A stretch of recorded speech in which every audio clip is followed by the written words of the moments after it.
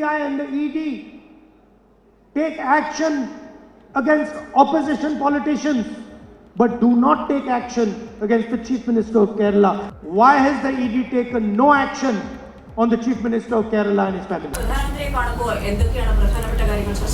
അത് ഞാൻ ഇന്ന് നിങ്ങളോട് പറയണതിൽ എന്തോ ഒരു അനൗചിത്യമായിരിക്കും. ഇങ്ങനെ എന്തെല്ലാം കഥകൾ നേരത്തെ തന്നെ കേൾക്കേണ്ടി വന്നിട്ടുണ്ട്. അപ്പോൾ അതൊന്നും നമ്മളെ ഏൽക്കില്ല. കാരണം ഈ കൈകൾ ശുദ്ധമാണ്. അതുകൊണ്ട് തന്നെയാണ്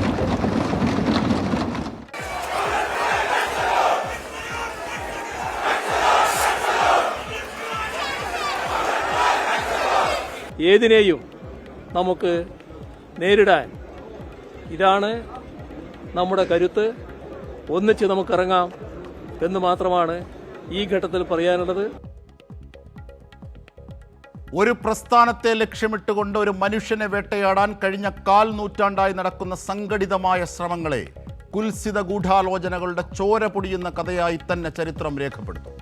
പ്രായപൂർത്തിയായ ഒരു വനിതാ സംരംഭകയുടെ നിയമപരമായ സേവനത്തെ പിതാവിൻ്റെ രാഷ്ട്രീയത്തിൻ്റെ പേരിൽ ആക്രമിക്കുന്നു. കമ്പനി കൊടുത്ത സേവനം നിയമപരമാണോ? ആണ്. പ്രതിഫലം നിയമവിരുദ്ധമാണോ? അല്ല. തുക കൈമാറിയത് ലീഗലായാണോ? അതെ, ബാങ്ക് വഴിയാണ്. ആ തുകയ്ക്ക് ടാക്സ് അടച്ചിട്ടുണ്ടോ? ഉണ്ട്. TDS GST അടച്ചിട്ടുണ്ട്. എന്നിട്ടും അറിയില്ല. അതാകും പുതിയ വിസ്മയം. കേന്ദ്ര ഏജൻസികളെ ആയുധമാക്കി മോദി സർക്കാർ നടത്തുന്ന ഈ കുൽസിത നീക്കങ്ങളെ കോൺഗ്രസ് ഒരു വാക്കുകൊണ്ട് പോലും ഇതുവരെ വിമർശിച്ചിട്ടില്ല. പക്ഷേ പ്രതിഷേധിച്ചവരുടെ വൈകാരിക പ്രകടനങ്ങളെ അധിക്ഷേപിക്കാൻ മറന്നിട്ടുമില്ല. വരച്ചിടേണ്ട കോൺഗ്രസ് BJP വലതുപക്ഷ മാധ്യമങ്ങളുടെ ഗ്രാൻഡ് ഡിസൈൻ ഇതിന് പിന്നിലെല്ലാമുണ്ട്. പിണറായി വിജയൻ സർക്കാർ അധികാരമൊഴിഞ്ഞ് പുതിയ സർക്കാർ അധികാരമേറ്റ് ഇന്നേക്ക് 10 ദിവസം തികയുന്നു. ഈ 9 ദിവസത്തിനിടയിലാകെ പിണറായി വിജയനും CPIM-നുമെതിരെ നിരീക്ഷകരെ നിരത്തി പുലയാട്ട് പ്രസംഗ മത്സരം നടത്തുകയായിരുന്നു രാജ്യം ഭരിക്കുന്ന പാർട്ടിയുടെ സംസ്ഥാന അധ്യക്ഷന്റെ ഉടമസ്ഥതയിലുള്ള ചാനൽ. 1/4 നൂറ്റാണ്ടായി റൗഡിപ്പടയെയും കാബാലിക സംഘത്തെയും അണിനിരത്തിക്കൊണ്ട് ഒരേ പാറ്റേണിൽ വിവിധ വിഷയങ്ങൾ ഉയർത്തി ചർച്ച നടത്തുകയാണ് വലതുപക്ഷ മാധ്യമങ്ങളാകെ. ഈടിക്കും മോഡിക്കും വീടിക്കും വേണ്ടി അവർ തന്നെ ചോദ്യങ്ങളും ഉത്തരങ്ങളും പറയുന്നു. 6 പതിറ്റാണ്ടിലധികമായി ഈ കേരളത്തിൽ വിവിധ തലങ്ങളിൽ രാഷ്ട്രീയ പ്രവർത്തനം നടത്തുന്ന മനുഷ്യനാണ് പിണറായി വിജയൻ. 10 വർഷത്തോളം തുടർച്ചയായി കേരളത്തിൻ്റെ മുഖ്യമന്ത്രിയായിരിക്കുക എന്ന അപൂർവമായ ജനകീയ അംഗീകാരം നേടിയ രാഷ്ട്രീയ നേതാവ് കൂടിയാണ് പിണറായി വിജയൻ. ഇന്ത്യയിലെ വിവിധ രാഷ്ട്രീയ നേതാക്കന്മാരുടെ ശതകോടി അഴിമതിയുടെ ആരോപണങ്ങൾ നേരിട്ടപ്പോഴും ഈ കൈകൾ ശുദ്ധമാണെന്ന ആത്മവിശ്വാസത്തോടെ നിശ്ചയദാർഢ്യത്തോടെ കരറുറപ്പോടെ കേരളത്തിൻ്റെ നിയമസഭയിൽ പ്രഖ്യാപിച്ച കേരളത്തിൻ്റെ അഭിമാനം കൂടിയാണ് പിണറായി വിജയൻ. കഴിഞ്ഞ 1/4 നൂറ്റാണ്ടായ ആ മനുഷ്യനെ കെണിവെച്ച് വീഴ്ത്താനും നിർമ്മിക്കപ്പെട്ട വ്യാജ ആരോപണങ്ങൾ ഒന്നൊന്നായി കേരളീയ സമൂഹത്തിൻ്റെ മുമ്പിൽ തകർന്നടിഞ്ഞു വീഴുമ്പോഴും എല്ലാത്തിനെയും പരമാവധി കൊഴിപ്പിക്കാൻ നിർലജ്ജം നിർദ്ദയം നിരന്തരം ഒത്താശപ്പണി ചെയ്തവർ അടുത്ത അവസരത്തിനായി വാരിക്കുഴി തീർത്ത് കാത്തിരിക്കുകയാണ്. എല്ലാ ചതിപ്രയോഗങ്ങളെയും അട്ടഹാസങ്ങളെയും കൊലവിളികളെയും അതിജീവിച്ചുകൊണ്ട് പിണറായി വിജയൻ എന്ന മനുഷ്യൻ അജയ്യനായി മുന്നേറുന്നു. അദ്ദേഹത്തിൻ്റെ പ്രസ്ഥാനവും അധികാരം പിടിച്ചടക്കിയവർ ഡൽഹിയിലെത്തി പൊന്നുതമ്പുരാനെ കണ്ട് വണങ്ങുന്നു.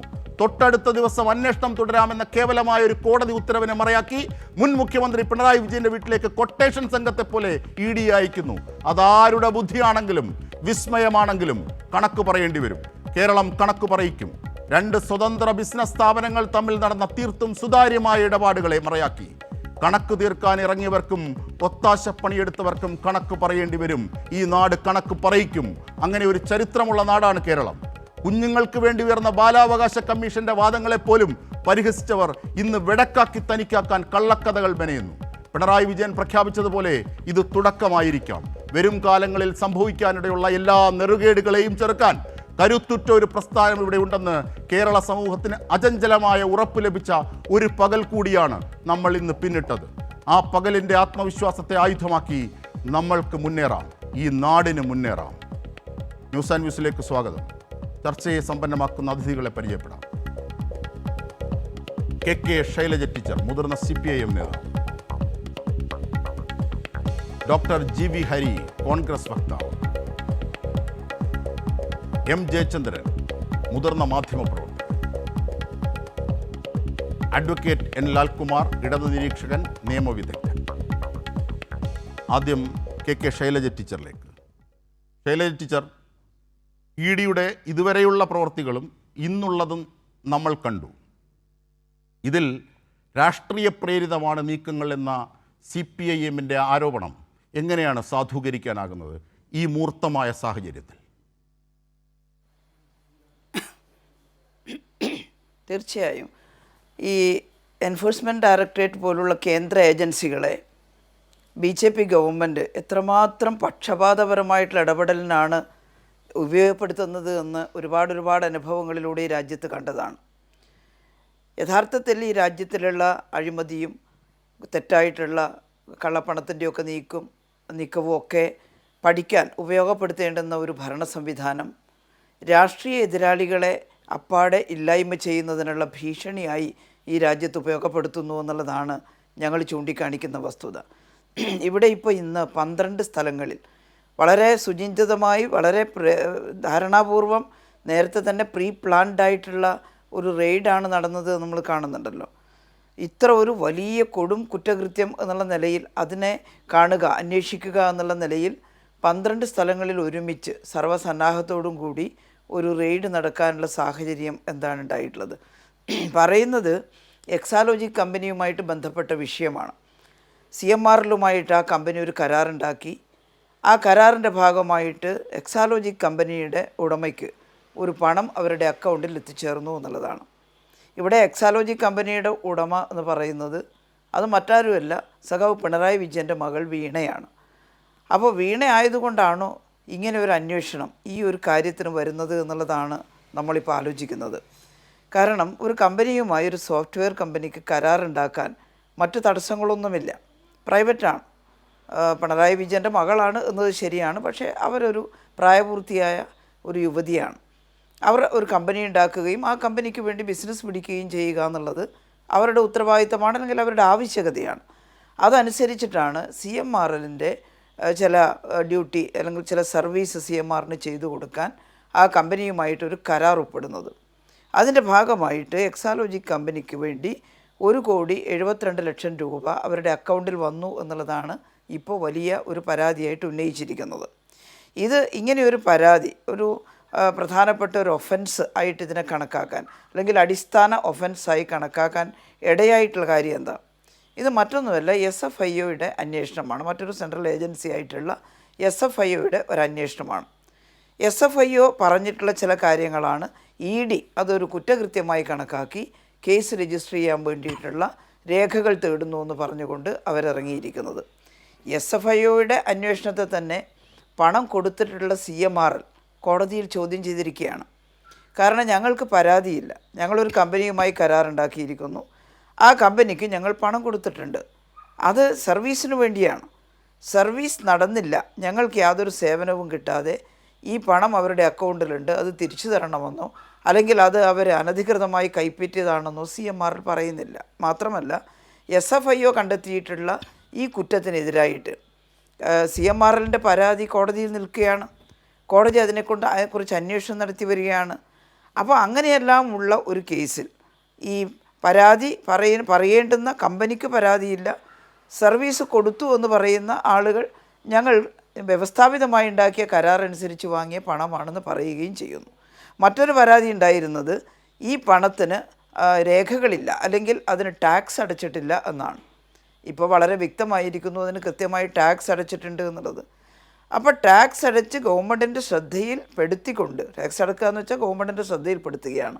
അങ്ങനെ ഗവൺമെൻറ്റിൻ്റെ ശ്രദ്ധയിൽപ്പെടുത്തിക്കൊണ്ട് താങ്കളൊരു കമ്പനിയുമായി ഉണ്ടാക്കിയ കരാറിൽ നിന്ന് ലഭ്യമായ ഒരു വിഹിതം അതെങ്ങനെയാണ് കള്ളപ്പണമായിട്ട് മാറുന്നത്, അല്ലെങ്കിൽ കൈക്കൂലിയായിട്ട് മാറുന്നത്? അപ്പോൾ ഇത്രയും വിശദമായിട്ട് ഈ കാര്യങ്ങൾ അറിയാമായിരുന്നിട്ടും ഇപ്പോൾ കോടതി അന്വേഷണം തുടരുന്നതിൽ കുഴപ്പമില്ല എന്ന് പറഞ്ഞ ഒറ്റ ഒരു കാര്യം ഉപയോഗപ്പെടുത്തിക്കൊണ്ട് ഇതുപോലെ വളരെ ഗംഭീരമായിട്ടുള്ള, അല്ലെങ്കിൽ വളരെ ഗൗരവപൂർണമായിട്ടുള്ള സർവ്വസന്നാഹങ്ങളോടും കൂടിയുള്ള ഒരു റെയ്ഡ് നടത്തേണ്ടുന്ന ഒരാവശ്യം എന്താണ് എന്നുള്ളതാണ്. അവിടെയാണ് കേന്ദ്ര ഗവൺമെൻറ് ഈ എൻഫോഴ്സ്മെൻറ്റ് ഡിപ്പാർട്ട്മെൻറ്റിനെ തന്നെ, ഈ ഏജൻസികളെ തന്നെ അവരുടെ ആഗ്രഹത്തിനനുസരിച്ചുള്ള ചില കാര്യസാധ്യത്തിന് ഉപയോഗപ്പെടുത്തുന്നു എന്ന് പറയുന്നത്. അതിൻ്റെ ഏറ്റവും നല്ല ഉദാഹരണമാണ് ഇന്ന് ബംഗാളിലെ മുഖ്യമന്ത്രിയായിട്ടുള്ള സുവേന്ദു അധികാരി, വെസ്റ്റ് ബംഗാളിൽ. നേരത്തെ അദ്ദേഹം കോൺഗ്രസ്സിലുണ്ടായിരുന്ന സമയത്ത് അദ്ദേഹത്തിനെതിരെ ഒരു ചിറ്റ് ഫണ്ട് ആരോപണവുമായി ബന്ധപ്പെട്ട് ഇ ഡിയുടെ അന്വേഷണവും കാര്യങ്ങളൊക്കെ ഉണ്ടായിരുന്നു. എന്നാൽ BJP-യിലേക്ക് കൂറുമാറിയതോടുകൂടി എല്ലാ അന്വേഷണവും നിലച്ചു. യാതൊരു തരത്തിലുള്ള അന്വേഷണവുമില്ല. ഇതുതന്നെയാണ് അസാമിലെ ഹിമന്ത വിശ്വാസ് ശർമ്മയുടെ ഭാഗത്തിലും ഉണ്ടായിട്ടുള്ളത്. അപ്പോൾ തങ്ങളുടെ പാർട്ടിയിൽ ചേരുമ്പോൾ ഇത്തരത്തിലുള്ള കുറ്റകൃത്യങ്ങൾ ഒന്നും ഇല്ല, അതില്ലാതാവുന്നു. എതിരാളികൾ, രാഷ്ട്രീയമായ എതിരാളികളാണെങ്കിൽ അവരുടെ നേരെ ഇ ഡിയെ പ്രയോഗിക്കുന്നു. പല ആളുകളെയും ഞാൻ മനസ്സിലാക്കിയിട്ടുള്ളത് സമ്പന്നരായിട്ടുള്ള ചില ആളുകളെയെല്ലാം പേടിപ്പിക്കാനൊക്കെ ഇപ്പം ഇ ഡിയെ ഉപയോഗപ്പെടുത്തുന്നു എന്നാണ് പറഞ്ഞു കേൾക്കുന്നത്. അപ്പോൾ അത് ഏറ്റവും ഏകാധിപത്യപരമായിട്ടുള്ളൊരു ശ്രമമാണ്. കേരളത്തിൽ വളരെ ശക്തമായിട്ട് BJP-യുടെ വർഗീയതയെയും അവരുടെ മതപരമായിട്ടുള്ള രാഷ്ട്രമാക്കി ഇന്ത്യയെ മാറ്റാനുള്ള ശ്രമത്തെയും എതിർക്കുന്നത് കമ്മ്യൂണിസ്റ്റ് പാർട്ടിയാണ്. കമ്മ്യൂണിസ്റ്റ് പാർട്ടിയുടെ ഏറ്റവും അനുശേചനായിട്ടുള്ള നേതാവാണ് സഖാവ് പിണറായി വിജയൻ. അതുകൊണ്ട് പിണറായി വിജയനെ ഇ ഡിയെ ഉപയോഗിച്ച് ആക്രമിക്കുക എന്ന് പറഞ്ഞാൽ അത് ഇടതുപക്ഷ പ്രസ്ഥാനത്തെ തന്നെ ആക്രമിക്കുന്നതായിട്ടാണ് ഞങ്ങൾ കാണുന്നത്. അതുകൊണ്ടാണ് ഇത്രയും ശക്തമായ പ്രതിഷേധം ഉണ്ടായത്. ഇത് കേന്ദ്ര ഗവൺമെൻറ്റിൻ്റെ ഏകാധിപത്യപരമായിട്ടുള്ളൊരു പ്രവണത തന്നെയാണ്. തീർച്ചയായും. ഡോക്ടർ GV ഹരി, കോൺഗ്രസ് വക്താവ്, അതായത് മാത്യു കുഴൽനാടന് വിജിലൻസ് കോടതിയിലൂടെയും ഹൈക്കോടതിയിലൂടെയും ബോധ്യമായ കാര്യത്തിൽ മെറിറ്റുള്ള ഒരു കേസിൽ, പ്രത്യേകിച്ച് നാഷണൽ ഹെറാൾഡ് അടക്കം നിരവധി അനുഭവങ്ങളുള്ള കോൺഗ്രസ്സിന് എന്തുകൊണ്ടാണ് ഇ ഡിയുടെ ഈ നീക്കത്തെ രാഷ്ട്രീയ പ്രേരിതമായി കാണാനാകാത്തത്? എന്തുകൊണ്ടാണ് ഇ ഡിയുടെ ഇത്തരത്തിൽ ഇന്ന് കാട്ടിയ നീക്കങ്ങളെ നിങ്ങൾ രാഷ്ട്രീയമായി എതിർത്ത് കാണാത്തത്? ഇ ഡി, ഞങ്ങളെല്ലാ കാലത്തും പറഞ്ഞിട്ടുള്ളത് ഇ ഡി കൊടുക്കുന്ന അല്ലെങ്കിൽ ഇ ഡി എടുക്കുന്ന കേസുകളൊക്കെ എല്ലാം ജെനുവിനാണ് എന്നൊരു അഭിപ്രായം കോൺഗ്രസ് പാർട്ടിക്ക് ഒരു കാലത്തും ഉണ്ടായിട്ടില്ല. ഞങ്ങളത് വളരെ കൃത്യമായി തന്നെ ശ്രീ രാഹുൽ ഗാന്ധിക്കെതിരായിട്ടുള്ള കേസിലാണെങ്കിലും ശ്രീമതി സോണിയാഗാന്ധിക്കെതിരായിട്ടുള്ള കേസിലാണെങ്കിലും അതോടൊപ്പം നാഷണൽ ഹെറാൾഡ് കേസിലാണെങ്കിൽ തന്നെ ഇ ഡിയുടെ പ്രവർത്തനത്തെ അത് രാഷ്ട്രീയ പ്രേരിതമാണ് എന്ന് ഞങ്ങൾ പല ആവർത്തി സൂചിപ്പിച്ചിട്ടുണ്ട്, പറഞ്ഞിട്ടുണ്ട്. കാരണം അതൊന്നും തെളിവില്ലാത്ത കേസുകളാണ്, പലതിലും തെളിവില്ല, ആരോപണങ്ങൾ മാത്രമാണ്. ഇത് കോൺഗ്രസ് പാർട്ടിക്കെതിരെ മാത്രമല്ല, നേരത്തെ ടീച്ചർ സൂചിപ്പിച്ചതുപോലെ വേറെ പല സംസ്ഥാനങ്ങളിലെയും പല രാഷ്ട്രീയ പാർട്ടികളുടെയും നേതാക്കന്മാർക്കെതിരെ ഇ ഡി ഇത്തരത്തിൽ കേസുകൾ കൈക്കൊണ്ടിട്ടുണ്ട് എന്നുള്ള കാര്യത്തിൽ നമുക്ക് ആർക്കും ഒരു തർക്കമില്ല, ഒരു അഭിപ്രായ വ്യത്യാസമില്ല. പക്ഷേ ഞങ്ങളെ ആശങ്കപ്പെടുത്തുന്ന ഒരു പ്രധാനപ്പെട്ട കാര്യം, ഇപ്പോൾ ഇവിടെ ടീച്ചർ പറഞ്ഞതുപോലെ ഇത് CPM-നെതിരായിട്ടോ അല്ലെങ്കിൽ ശ്രീ പിണറായി വിജയനെതിരായിട്ടോ ഒരു കേസായിട്ടില്ല. ഇത് അദ്ദേഹത്തിൻ്റെ മകൾ വീണ വിജയനെതിരായിട്ടുള്ളൊരു പ്രധാനപ്പെട്ട കേസാണ്. അവർ 1.72 കോടി രൂപ കൈപ്പറ്റിയതായിട്ടുള്ള കാര്യങ്ങളുണ്ട്. അതിനകത്ത് ഈ ഇത്തരത്തിലൊരു റെയ്ഡ് വരാനുള്ളൊരു സാഹചര്യം എന്താണെന്നുള്ളത് ടീച്ചർ പറഞ്ഞിട്ടില്ല. ഞാനത് പറയാം, ആ ഒരു നാൾ വഴി കൂടെ പറയാം. ഇപ്പോൾ CMDRലുമായി ബന്ധപ്പെട്ടിട്ടുള്ള ഈ കേസിനകത്ത് അപ്പോൾ SFIO എന്ന് പറയുന്ന സീരിയസ് ഫ്രോഡ് ഇൻവെസ്റ്റിഗേഷൻ ഓഫീസ് അവർ വളരെ വിശദമായി തന്നെ ഈ കാര്യങ്ങളെക്കുറിച്ച് പഠിച്ചപ്പോൾ ഈ കമ്പനി രജിസ്റ്റേർഡ് എക്സാലോജിക് എന്ന് പറയുന്ന കമ്പനിയും അതോടൊപ്പം തന്നെ CMRL എന്ന് പറയുന്ന ഈ കമ്പനിയും തമ്മിലുള്ള ഇടപാടുകളിൽ കുറച്ച് പ്രശ്നങ്ങളുണ്ട് എന്നവർക്ക് ബോധ്യപ്പെട്ടിട്ടുണ്ട്. സ്വാഭാവികമായിട്ടും എന്തിനാണ് ഈ പണം നൽകിയത് എന്ന ചോദ്യമാണ് അവർ ആദ്യം ഉന്നയിച്ചിട്ടുള്ളത്. അതിന് ഇതുവരെയും ഈ സെക്കൻഡ് വരെയും ആരും മറുപടി പറഞ്ഞിട്ടില്ല. അത് CPM പറഞ്ഞിട്ടില്ല, ശ്രീമതി വീണയും പറഞ്ഞിട്ടില്ല, അല്ലെങ്കിൽ ഇപ്പോൾ ടീച്ചറും പറഞ്ഞിട്ടില്ല. എന്തിനാണ് ഈ പണം കൈപ്പറ്റിയത്? പണത്തിന് GST കൊടുത്തിട്ടുണ്ടോ അല്ലെങ്കിൽ പണത്തിന് മറ്റേതെങ്കിലും സംവിധാനങ്ങൾ കൊടുത്തിട്ടുണ്ടോ? അതൊക്കെ അവിടെ നിന്നോട്ടെ. ഫാക്ച്വൽ എറർ ഉണ്ട്, അത് ഞാൻ വഴിയെ പറഞ്ഞോളൂ. ഫാക്ച്വൽ ഉണ്ടെങ്കിൽ തിരുത്തിക്കോളൂ. അപ്പോൾ ഇതെല്ലാം ഇത്തരത്തിലുള്ള കാര്യങ്ങളൊക്കെ കൊടുക്കുമ്പോൾ ഇതിനകത്ത് സ്വാഭാവികമായിട്ടും ഈ കാര്യങ്ങൾ തടസ്സപ്പെടുത്തണം അല്ലെങ്കിൽ ഈ കാര്യങ്ങൾ ഇ ഡിയുടെ ഇടപെടൽ അവസാനിപ്പിക്കണമെന്ന് ആവശ്യപ്പെട്ടുകൊണ്ട് CMDRL എന്ന് പറയുന്ന കമ്പനി കേരള ഹൈക്കോടതിയെ സമീപിക്കുകയാണ്. ആ കേരള ഹൈക്കോടതിയെ സമീപിക്കുമ്പോൾ കേരള ഹൈക്കോടതി അതിനൊരു താൽക്കാലിക സ്റ്റേ കൊടുക്കുന്നു. അപ്പോൾ നമുക്കറിയാം അത് ഇവിടെ വലിയ ആഘോഷമായി, നിങ്ങൾ നേരത്തെ സൂചിപ്പിച്ചതുപോലെ മാത്യു കുഴൽനാടൻ അടക്കമുള്ള ആളുകൾക്കെതിരായിട്ട് വലിയ ആഘോഷമായിട്ട് മാറ്റി. അറിയാമല്ലോ, ഇവിടെ പലഹാര വിതരണങ്ങൾ നടത്തിയതിൽ ഒന്ന് അജിംഷാദ് ഓർക്കുന്നുണ്ടാവും. അത് വന്നു കഴിഞ്ഞപ്പോൾ ഇവിടെ പലഹാര വിതരണം നടത്തി പല ആളുകളും. അതിനുശേഷം ഇതിന് വീണ്ടും ഇന്നലെ ഹൈക്കോടതി ആ കേസ് പരിശോധിച്ചപ്പോൾ കേരള ഹൈക്കോടതി ആണ് പറഞ്ഞിരിക്കുന്നത് ഇ ഡിക്ക് ഇതുമായി മുന്നോട്ട് പോകാം. ഇന്നലെയാണ് അതിൻ്റെ ഹൈക്കോടതി വിധി വന്നിട്ടുള്ളത്. അതിൻ്റെ അന്തിമമായിട്ടുള്ള വിധി ആയിട്ടില്ല. പക്ഷേ ഇപ്പോൾ താൽക്കാലികമായിട്ട് ഇത് മുന്നോട്ട് കൊണ്ടുപോകാൻ ആവശ്യമായിട്ടുള്ള കാര്യങ്ങൾ ഇ ഡിക്ക് ചെയ്യാമെന്ന് കേരള ഹൈക്കോടതി പറഞ്ഞിരിക്കുന്നു. ഇത് നമ്മൾ കൊടുത്ത കേസല്ല, ഇപ്പോൾ CPM കൊടുത്തിരിക്കുന്ന അല്ലെങ്കിൽ കോൺഗ്രസ് പാർട്ടി കൊടുത്തിരിക്കുന്ന കേസല്ല. നിങ്ങൾ മനസ്സിലാക്കണം, ഞങ്ങൾക്ക് ഇതിനകത്ത് CPM നശിച്ചു പോകണമെന്ന് ഒരു കാരണത്തിലും ഞങ്ങൾ ആഗ്രഹിക്കുന്ന ആളുകളല്ല. ഞങ്ങളെ സംബന്ധിച്ചിടത്തോളം സെക്യുലറായി ഞങ്ങൾ മുന്നോട്ട് വെക്കുന്ന സമീപനത്തോടൊപ്പം ചേർന്ന് നിൽക്കുന്ന രാജ്യത്ത് BJPയെ എവിടെയൊക്കെ തളച്ചിടാൻ സാധിക്കുമോ അവിടെയൊക്കെ തളച്ചിടണമെന്ന് ആഗ്രഹിക്കുന്ന ഞങ്ങൾ CPM ഒരു കാലത്തും മോശപ്പെട്ടു പോകണമെന്ന് ആഗ്രഹിച്ചിട്ടുള്ള പാർട്ടിയല്ല. അവർ തന്നെ ചെയ്യുന്ന ചില കാര്യങ്ങൾ കൊണ്ട് അങ്ങനെയൊക്കെ സംഭവിക്കുന്നു. അത് നമുക്കറിയാം, പല കാര്യങ്ങളുണ്ട്. ഇതിനകത്ത് മനസ്സിലാക്കേണ്ട ഒരു പ്രധാനപ്പെട്ട കാര്യം അജിംഷാദ്, ഇന്നലെ ഹൈക്കോടതി കൊടുത്തിട്ടുള്ള ആ ഉത്തരവിൻ്റെ അടിസ്ഥാനത്തിൽ ഇന്ന് രാവിലെ ആണ് ആ റെയ്ഡ് നടത്തിയിരിക്കുന്നത്. അത് റെയ്ഡ് എപ്പോൾ നടത്തണം എന്നൊക്കെ കേന്ദ്ര ഏജൻസിക്ക് തീരുമാനിക്കാം. അതിനും പഴി കേട്ടത് വി ഡിയാണ്. ശരിക്കും പറഞ്ഞു കഴിഞ്ഞാൽ ഇ ഡിയാണ് റെയ്ഡ് നടത്തിയെങ്കിലും വി ഡിക്കാണ് പഴി ഉണ്ടായത്. അതാണ് ഏറ്റവും രസകരമായ കാര്യം. വി ഡി സതീശൻ അതിനകത്ത് എന്തോ ചെയ്തു എന്നുള്ള പഴിയാണ് ഞങ്ങൾ കേട്ടിട്ടുള്ളത്. അതുമാത്രമല്ല, നമ്മൾ മനസ്സിലാക്കേണ്ട ഒരു പ്രധാനപ്പെട്ട കാര്യം, പാവം രാഹുൽ ഗാന്ധിക്കെതിരെയും ഇന്ന് ബഹുമാനായ പ്രതിപക്ഷ നേതാവ് ഒരു ആരോപണം ഉന്നയിച്ചിരിക്കുകയാണ്. നിങ്ങൾ മനസ്സിലാക്കണം, ഇത്രയും ക്രൂരമായി അദ്ദേഹത്തിൻ്റെ മകൾക്കെതിരെ അദ്ദേഹം അടക്കം കേസ് പറഞ്ഞിട്ട് മോദിക്കെതിരെ ഒരു വാക്ക് അദ്ദേഹത്തിൻ്റെ നാവിൽ നിന്നുണ്ടായത് ഞങ്ങളെയൊക്കെ അത്ഭുതപ്പെടുത്തി. എന്തുകൊണ്ടാണ് സധൈര്യം അദ്ദേഹത്തിന് പറയാൻ സാധിക്കാത്തത്? ഇതിൻ്റെ പിന്നിൽ നരേന്ദ്രമോദിയാണ്, ബി ജെ പി ആണെന്ന് മാത്രം പറഞ്ഞു കഴിഞ്ഞതിൻ്റെ കാരണം എന്താ? അതിനകത്ത് എന്തുകൊണ്ടാണ് അദ്ദേഹം രാഹുൽ ഗാന്ധിയെ വലിച്ചിഴച്ചു കൊണ്ടുവന്നത്? നമ്മൾ മനസ്സിലാക്കേണ്ട ഒരു പ്രധാനപ്പെട്ട കാര്യം ഇവിടെയാണ് പ്രശ്നം. ഇത്തരത്തിൽ നരേന്ദ്രമോദിയെ സഹായിക്കുന്ന നിലപാട് CPM സ്വീകരിക്കുന്നിടത്താണ് ഇപ്പോൾ ഈ കഴിഞ്ഞ നമുക്കറിയാവുന്ന തെരഞ്ഞെടുപ്പിൽ ഇത്രയും വലിയൊരു തിരിച്ചടിയുടെ ഒരു കാരണം അത് തന്നെയാണ്. അപ്പം അരുജിഷാദ്, നമ്മൾ മനസ്സിലാക്കേണ്ട ഒരു പ്രധാനപ്പെട്ട കാര്യം, നിയമത്തിൻ്റെ വഴിക്ക് പോട്ടെ. ഇപ്പം ഞാൻ ചോദിക്കട്ടെ, ഇവിടെ ഉമ്മൻചാണ്ടിക്കെതിരെ ഒരുപാട് കേസുകൾ വന്നു.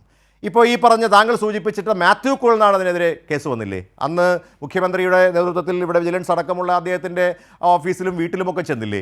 അന്ന് ഞങ്ങളാരും ആ മാത്യു കുഴൽനാടന് എല്ലാവിധമായ പിന്തുണയും പ്രഖ്യാപിച്ചുകൊണ്ട് തെരുവിലേക്ക് ഇറങ്ങില്ലല്ലോ. തെരുവിലേക്ക് ഇറങ്ങുന്നതിൽ കുഴപ്പമൊന്നുമില്ല. തെരുവിലിറങ്ങി പ്രതിഷേധിക്കണം എന്ന് തന്നെയാണ്. ഇത്തരത്തിലുള്ള തെറ്റായിട്ടുള്ള കാര്യങ്ങൾ ഇ ഡി അടക്കമുള്ള ആളുകൾ രാഷ്ട്രീയപ്രേരിതമായ ചില കാര്യങ്ങൾ ചെയ്യുമ്പോൾ തെരുവിലിറങ്ങി പ്രതിഷേധിക്കണം. പക്ഷേ നമ്മൾ ആ പ്രതിഷേധത്തിൻ്റെ അപ്പുറത്തേക്ക് നിയമം കയ്യിലെടുക്കുന്ന ഒരു സാഹചര്യം നമ്മൾ കണ്ടില്ലേ? വന്ന ഉദ്യോഗസ്ഥന്മാർ അവരെന്ത് വിളിച്ചു? അവരവരുടെ ജോലി ചെയ്തില്ലേ? ആ ജോലി ചെയ്തിട്ട് പോയ ആളുകളെ ചീമുട്ടയെറിയാനും കട്ടയെറിയാനും അല്ലെന്നുണ്ടെങ്കിൽ അവരുടെ വണ്ടി അടിച്ച് തകർക്കാനുമുള്ള ശ്രമം ഉണ്ടായത് തികച്ചും അപലപനീയമാണ്. അതൊന്നും നമുക്ക് അനുവദിക്കാൻ കഴിയുന്ന കാര്യമല്ല. അത്തരത്തിലുള്ള ഒരു കാര്യങ്ങളും നല്ല കാര്യവുമല്ല. പ്രതിഷേധിക്കാനുള്ള അവകാശം രാഷ്ട്രീയത്തിൽ എല്ലാവർക്കും ഉണ്ട്. ഞങ്ങളും ആ പ്രതിഷേധത്തിനോടൊപ്പം കൂടാം, കുഴപ്പമൊന്നുമില്ല. പക്ഷേ നമ്മൾ കണ്ട കാഴ്ച എന്താണ്? അതിനുശേഷം നമ്മൾ കണ്ട കാഴ്ച എന്താണ്? നമ്മൾ കണ്ടു 3 വണ്ടികൾ അടിച്ച് തകർക്കപ്പെട്ടു. അതിനകത്ത് ആ വണ്ടിയിലുണ്ടായിരുന്ന വനിതകളടക്കമുള്ള ആളുകൾക്ക് നേരെ ആക്രമണമുണ്ടായി, ചീമുട്ട എറിഞ്ഞു. അതൊന്നും കൊണ്ട് ഈ കാര്യം പരിഹരിക്കാൻ കഴിയില്ല. ഇവിടെ ഉമ്മൻചാണ്ടി എന്ന് പറയുന്നൊരു മുഖ്യമന്ത്രി ഉണ്ടായിരുന്നില്ലേ? അദ്ദേഹം ഇവിടെ നമുക്കറിയാം സ്വതന്ത്രമായിട്ട് അദ്ദേഹം അന്വേഷണ കമ്മീഷൻ, ജുഡീഷ്യൽ കമ്മീഷൻ്റെ മുമ്പിൽ പോയി ഇരുന്നില്ലേ? അദ്ദേഹത്തെക്കുറിച്ച് എന്തെല്ലാം ആരോപണങ്ങളാണ് CPM അടക്കമുള്ള നേതാക്കന്മാർ പറഞ്ഞിട്ടുള്ളത്? നമുക്ക് ഈ കേസിൻ്റെ മെറിറ്റിലേക്ക് വന്നാൽ, ഇപ്പോൾ GV ഹരി പറഞ്ഞതുപോലെയാണെങ്കിൽ ഈ PMLA ആക്ട് പ്രകാരം, മണി ലോണ്ടറിങ് ആക്ട് പ്രകാരം അന്വേഷണം നടത്താം ഇ ഡിക്ക് എന്നേ പറഞ്ഞിട്ടുള്ളൂ. അല്ലാതെ വീണ കുറ്റക്കാരിയാണെന്നോ അല്ലെങ്കിൽ പിണറായി വിജയന് പങ്കുണ്ടെന്നോ കോടതി വിധിയിലില്ല. ഞാൻ തിരിച്ചെത്താം, വാദങ്ങളിലേക്ക് തിരിച്ചെത്താം. ശ്രീ ലാൽകുമാറിലേക്ക്, അഡ്വക്കേറ്റ് ലാൽകുമാർ, ഇവിടെ ടീച്ചർ നേരത്തെ സൂചിപ്പിച്ചു ED കേസ്. ഈ ED കേസ് രജിസ്റ്റർ ചെയ്യണമെങ്കിൽ അതിനൊരു അടിസ്ഥാനമായ കേസ് വേണം. അത് SFIOയുടെ കേസാണ്. SFIO എടുത്ത് ആ കേസ് ദില്ലി കോടതിയും കേരള ഹൈക്കോടതി സ്റ്റേയിലുമുള്ള കേസാണ്. സബ് ജുഡീസായ, അതായത് കോടതിയുടെ പരിഗണനയിലുള്ള വിഷയമാണ്. അതിൽ കോടതി ഒരു അന്തിമ തീരുമാനമെടുത്തിട്ടില്ല. അങ്ങനെ അടിസ്ഥാന കേസ് പോലും ദുർബലമായി ചോദ്യം ചെയ്യപ്പെടുന്നൊരു ഘട്ടത്തിൽ ED നീങ്ങുന്നത് എങ്ങനെ? ഇപ്പോൾ GV ഹരി പറഞ്ഞു അടിച്ചു പൊട്ടിച്ചവരെക്കുറിച്ച് ധാർമ്മിക രോഷം കൊണ്ടു. പക്ഷേ ഈ വിഷയത്തിൽ ED നടത്തുന്ന അധാർമികമായ നീക്കങ്ങളെ സംബന്ധിച്ച് ഒരലോസരവും കോൺഗ്രസിനില്ല. ഈ ഘട്ടത്തിൽ നിയമവിദഗ്ധനായ താങ്കൾക്ക്, ലാൽകുമാർ. അല്ല, ഇതിനകത്ത് ഈ വിഷയത്തിൽ നിയമത്തിനെക്കാട്ടിലും കൂടുതൽ രാഷ്ട്രീയമാണ് കലർന്നിരിക്കുന്നത്. കറക്റ്റ്. അത് പൂർണ്ണമായും രാഷ്ട്രീയമാണെന്ന് തന്നെ പറയാം. ഞാനത് ഓരോന്നായിട്ട് പറയാം. നോക്കൂ, കേരളത്തിലെ കോൺഗ്രസ് നേതാക്കന്മാർക്ക് ഒരു പ്രത്യേകതയുണ്ട്, അല്ലെങ്കിൽ ഇന്ത്യയിലെ കോൺഗ്രസ് നേതാക്കന്മാർക്ക് ഒരു പ്രത്യേകതയുണ്ട്. അവരുടെ പ്രത്യേകത എന്ന് വെച്ചാൽ ഏതെങ്കിലും കക്ഷി, അവർക്കെതിരായിട്ട് നിൽക്കുന്ന കക്ഷി ഏതെങ്കിലും സംസ്ഥാനത്തുണ്ടെങ്കിൽ അവർക്കെതിരെ ED മുന്നോട്ട് എന്ത് നീക്കം നടത്തിയാലും ഒരു പ്രശ്നവുമില്ല. അത് അപ്പോഴത്തെ ED എന്ന് പറയുന്നത് ഭരിക്കുന്നത് ശ്രീരാമനും ലക്ഷ്മണനും ഭരതനും ഒക്കെ ചേർന്നിരിക്കുന്ന ഭരിക്കുന്നതാണെന്നുള്ളതാണ് അവരുടെ ഒരു ധാരണ. അതേ സ്ഥാനത്ത് രാഹുൽ ഗാന്ധിയുടെ കാര്യം പറഞ്ഞു കഴിഞ്ഞാൽ, അയ്യോ രാഹുൽ ഗാന്ധി പാവം അവിടെ പോയി 10 മണിക്കൂർ ഇരുന്നില്ലേ, 11 മണിക്കൂർ ഇരുന്നില്ലേ? 10 മണിക്കൂർ ഇരുന്നത് അദ്ദേഹത്തിൻ്റെ ചോയ്സിലല്ല, അവർ പിടിച്ച് ഇരുത്തിയതാണ്. അത് മനസ്സിലാക്കാനുള്ള ഒരു കോമൺ സെൻസ് ഇവർ കാണിക്കണ്ടേ? ഇരുന്ന് കൊടുക്കാതെ എന്തു ചെയ്യുമായിരുന്നു? ഇന്നിപ്പോൾ പിണറായി വിജയൻ്റെ വീട്ടിൽ എത്ര മണിക്കൂർ കയറിയിരുന്നു? ഇപ്പോൾ പറഞ്ഞു കേട്ട് കഴിഞ്ഞാൽ രാഹുൽ ഗാന്ധി അവിടെ പോയി 11 മണിക്കൂർ ഇരുന്നു. ഞാൻ ചോദിക്കുന്നത്, രാഹുൽ ഗാന്ധി എന്നെ ഇടയ്ക്ക് വെച്ച് ഇറങ്ങിപ്പോരുമായിരുന്നോ? ഇടയ്ക്ക് വെച്ച് ഇറങ്ങിപ്പോരാൻ പറ്റുമോ? അതാണ് ഞാൻ പറഞ്ഞത്. രാഹുൽ ഗാന്ധിയോട് ചെയ്യുന്നതും മറ്റു ബാക്കിയുള്ളവരോടും ഈ നാട്ടിൽ ED പ്രവർത്തിക്കുന്ന ഒരു രീതിയുണ്ട്. ആ രീതി പ്രതിപക്ഷ ശബ്ദത്തെ അടിച്ചമർത്താൻ വേണ്ടി ഈ പറയുന്ന EDയെ ഒരു ആയുധമായി ഉപയോഗിക്കുന്നു. നോക്കൂ, കോൺഗ്രസിൻ്റെ കാലത്ത് ഡോക്ടർ മൻമോഹൻ സിംഗ് ഏറ്റവും ലിബറലായിട്ടുള്ള ഒരാളാണ്. I like him. അങ്ങനെ ഒരാളെ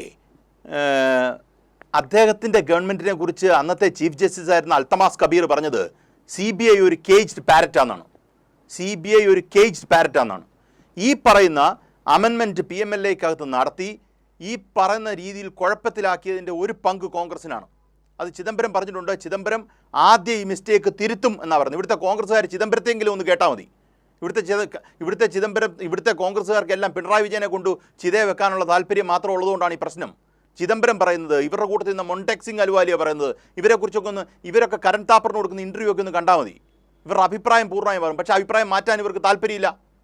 ഞാൻ പറഞ്ഞു വരുന്നത്, ഒരു ഏജൻസിയെ ദുർവിനിയോഗം ചെയ്യുന്നുണ്ടോ ഈ നാട്ടിലെ രാഷ്ട്രീയ പ്രവർത്തകർക്കെതിരെ, പൊതുപ്രവർത്തകർക്കെതിരെ അക്രമോത്സുകതയോടുകൂടി കാര്യങ്ങൾ അവതരിപ്പിക്കുന്നുണ്ടോ എന്നുള്ള ചോദ്യത്തിനുണ്ട് എന്നുള്ളതാണ് മറുപടി. അത് കോൺഗ്രസിന് വേറെ ആർക്കെതിരെയും പറയുമ്പോൾ അവർക്ക് കോൺഗ്രസിന് പ്രശ്നമില്ലല്ലോ. നോക്കൂ, ഇന്ത്യയിൽ നടന്ന ഏറ്റവും വലിയ ഒരു രാഷ്ട്രീയ അശ്ലീലങ്ങളിലൊന്നാണ് സത്യത്തിൽ അരവിന്ദ് കെജ്രിവാളിനെതിരെ ഉണ്ടായ വിഷയം. ആണോ? അരവിന്ദ് കെജ്രിവാളിനെതിരെ ഒരു ചാർജ് ഷീറ്റ് പോലും വന്നില്ല. അതിനു മുമ്പ് അദ്ദേഹം പോയി.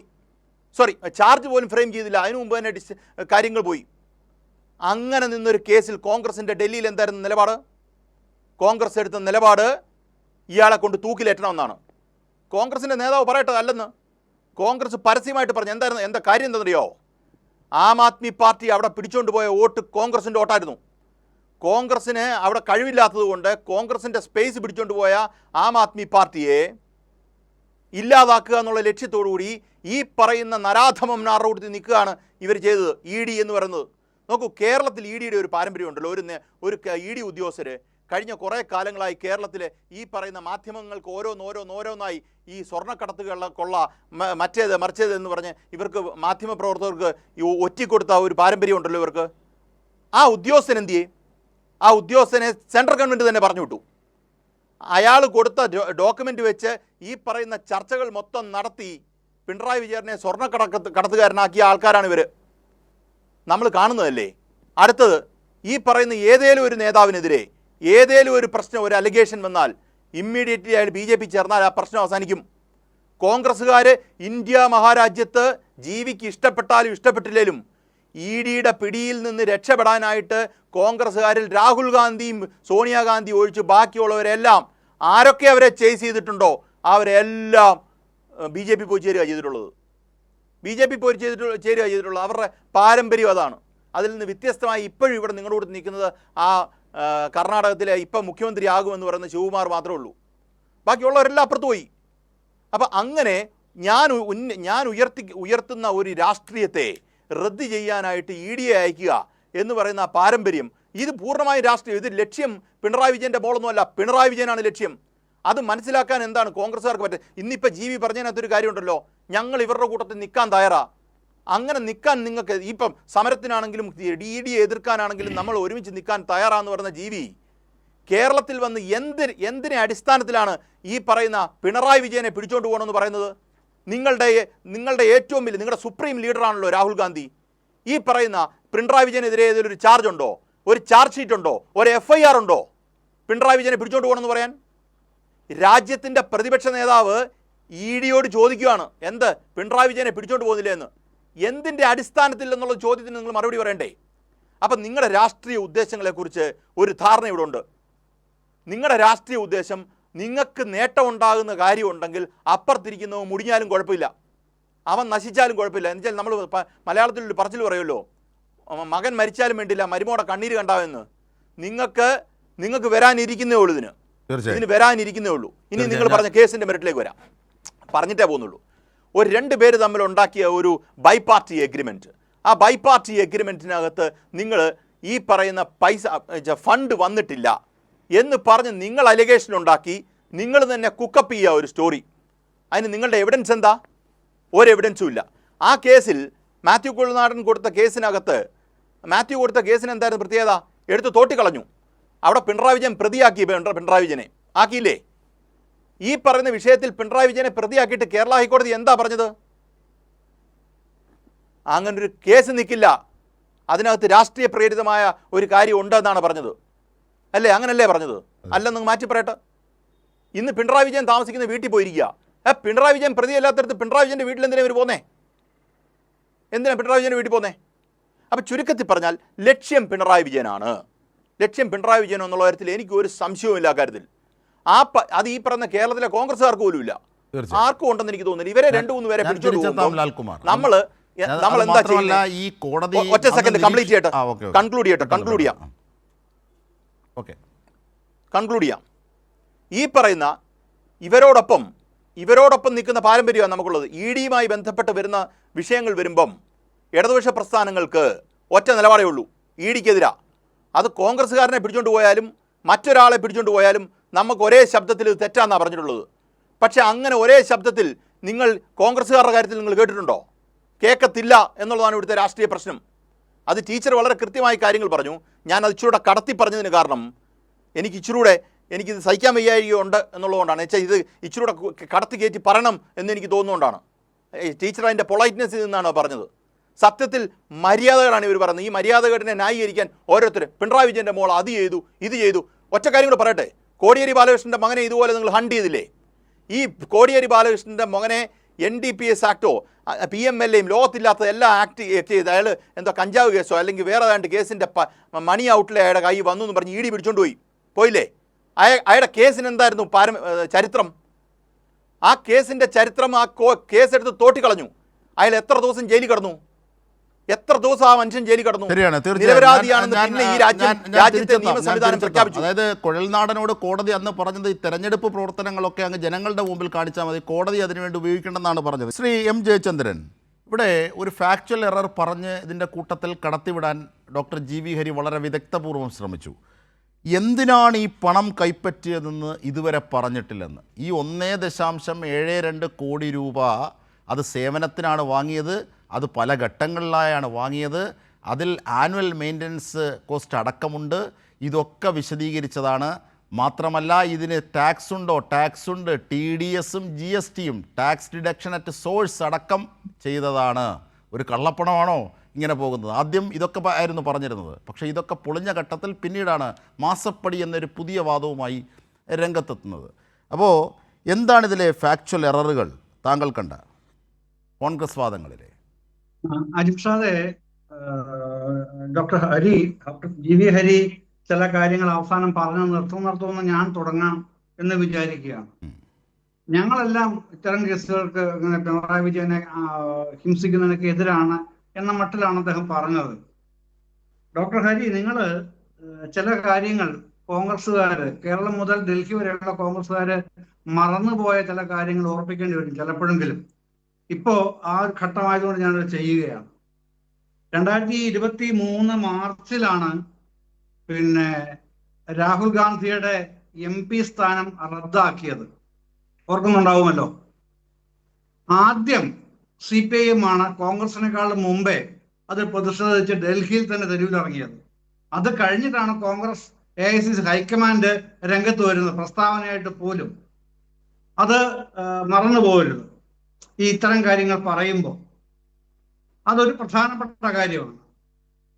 അപ്പോ നിങ്ങൾ മറ്റൊന്നും കൊണ്ടല്ല, ഒരു പ്രതിപക്ഷ കക്ഷികൾ ദേശീയ തലത്തിലും എല്ലാ തലങ്ങളിലും ഒരുമിച്ച് നിൽക്കണമെന്നും ഇത്തരത്തിലുള്ള അനീതികൾ ഉണ്ടാകുമ്പോൾ ചോദ്യം ചെയ്യണം എന്നുള്ള പാർട്ടിയുടെ കാഴ്ചപ്പാട് കൊണ്ട് തന്നെയാണ് CPM അതിന് തയ്യാറായത് എന്ന നേതാക്കളെല്ലാം അന്നും പിന്നീട് ഇപ്പോഴും പറയുന്നുണ്ടല്ലോ.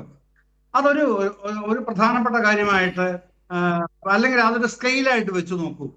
ഇന്നത്തെ കേസിൽ ഈ 12 സ്ഥലങ്ങളിൽ ഇന്നത്തെ കേസിൽ റെയ്ഡ് നടത്തിയല്ലോ. വ്യാപക പ്രതിഷേധം CPM ഉയർത്തുകയും ചെയ്തു. എന്താണ് KPCCയുടെ നിലപാട്? AICCയുടെ നിലപാട് എന്താണ്? ഇവിടുത്തെ മാധ്യമങ്ങളുടെ നിലപാട് എന്താണ്?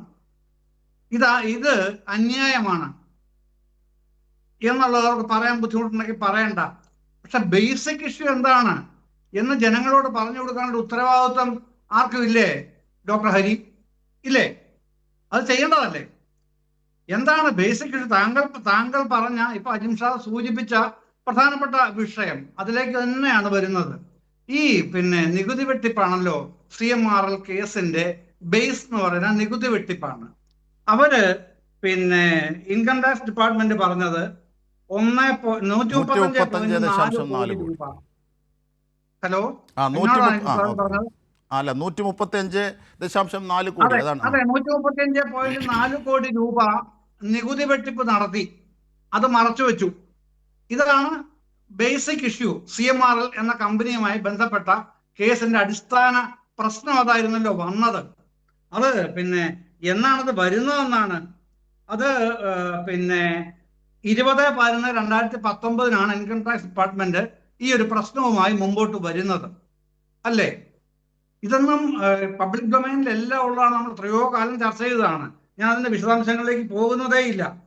അത് കഴിഞ്ഞ് ഡിപ്പാർട്ട്മെന്റ് പറയുകയാണ് 2013-14 മുതൽ 2019 വരെയുള്ള 19-20 വരെയുള്ള കണക്കുകൾ മൊത്തം ഹാജരാക്കണം എന്ന് CMRLനോട് പറയുന്നു. അപ്പൊ അവർ പറയുന്നു ഇതിൽ ഞങ്ങൾ 73 കോടി രൂപ ഞങ്ങൾ ബിസിനസ് പ്രൊമോഷന് വേണ്ടി ചെലവാക്കിയതാണ് എന്ന് പറഞ്ഞിട്ട് ഈ കാര്യവും പറഞ്ഞ് ഇന്ററിം സെറ്റിൽമെന്റ് ബോർഡിനെ സമീപിക്കുകയാണ് IT ഡിപ്പാർട്ട്മെന്റിന്റെ. ഞങ്ങൾ ബിസിനസ് ഈ പറയുന്ന 135.4 കോടി രൂപയിൽ 73 കോടി രൂപ ഞങ്ങൾ ബിസിനസ് പ്രൊമോഷന് വേണ്ടി ചെലവാക്കിയതാണെന്നും അതിനെ അങ്ങനെ ടാക്സബിൾ ആയി കാണരുത് എന്നുമാണ് അപേക്ഷ. അപ്പൊ ഈ പറയുന്ന താങ്കൾ മുമ്പേ സൂചിപ്പിച്ച കാര്യം ഇതിൻ്റെ അകത്ത് ഈ പറയുന്ന ബിസിനസ് പ്രൊമോഷനിൽ വീണ വിജയൻ അല്ലെങ്കിൽ വീണ തൈക്കണ്ടി എന്ന വ്യക്തി ഇല്ലാന്നേ, എക്സാലോജിക്കും ഇല്ലാന്നേ.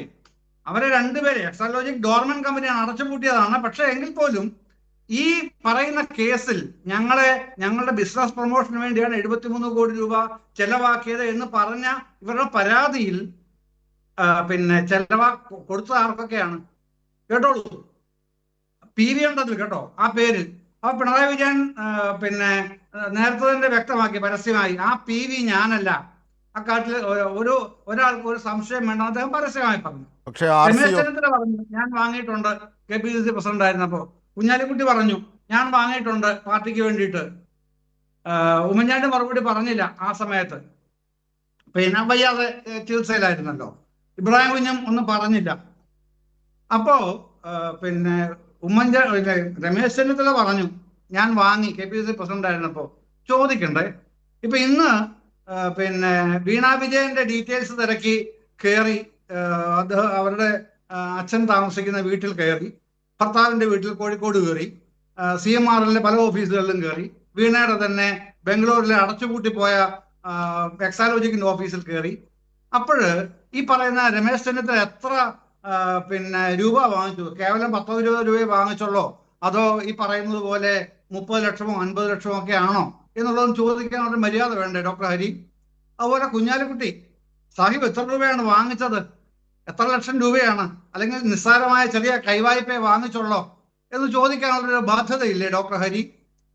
നിങ്ങൾക്ക് അതൊന്നും അറിയണ്ടേ? അപ്പോ ഈ വിശുദ്ധിയുടെ പര്യായമായി നെഹ്റുവിയൻ സോഷ്യലിസ്റ്റായി സ്വയം എസ്റ്റാബ്ലിഷ് ചെയ്യാൻ എപ്പോഴും ആഞ്ഞാഞ്ഞ് ശ്രമിക്കുന്ന നമ്മുടെ മുഖ്യമന്ത്രി VD സതീശന് ഇതൊന്നും ബാധകമല്ലേ ഡോക്ടർ ഹരി?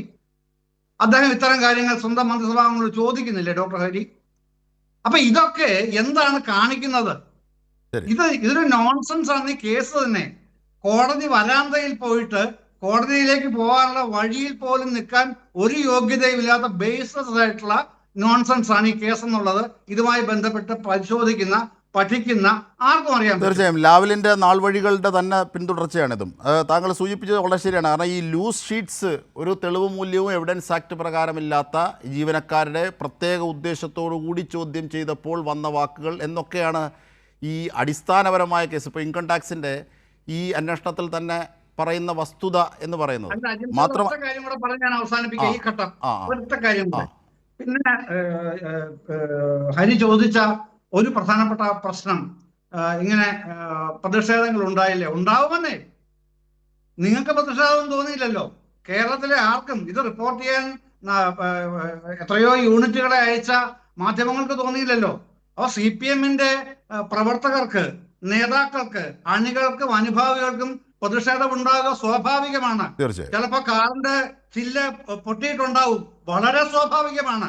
അതിലൊന്നും ഞാൻ ഒരു തെറ്റും കാണുന്നില്ല, കാണാൻ കഴിയില്ല. കാരണം നിങ്ങളുടെ നിലപാട് അങ്ങനെ ആയതുകൊണ്ട് ഇക്കാര്യത്തിൽ അത്ര നിലപാട് ഉണ്ടാവുക തന്നെ ചെയ്യും എന്ന് ഉറച്ചു വിശ്വസിക്കുന്ന ആളാണ് ഞാൻ. തീർച്ചയായും ഞാൻ തിരിച്ചെത്താം ടീച്ചറിലേക്ക്. KK ശൈലജ ടീച്ചർ, ഇനി നമുക്ക് കുറെ കൂടി സ്പെസിഫിക്കായ ഇതിൻ്റെ സാങ്കേതികത്വം വിട്ട് സ്പെസിഫിക്കായ പൊളിറ്റിക്സിലേക്ക് പോകാം. അതായത് ഇവിടെ കോൺഗ്രസ് ചോദിക്കുന്നത് രാഹുൽ ഗാന്ധിയെ എന്തിനാണ് ഈ ഘട്ടത്തിലും പരാമർശിച്ചത്? അതിന് നിദാനമായ രാഷ്ട്രീയം എന്താണ് ഇടതുപക്ഷത്തിന് പറയാനുള്ളത്? മോഡി VD ED ഡീൽ എന്ന തരത്തിലേക്ക് ഉയരുന്ന വാദത്തിൻ്റെ പിന്നിലെ നിദാനമായ കാര്യങ്ങൾ എന്തൊക്കെയാണ് ശൈലജ ടീച്ചർ?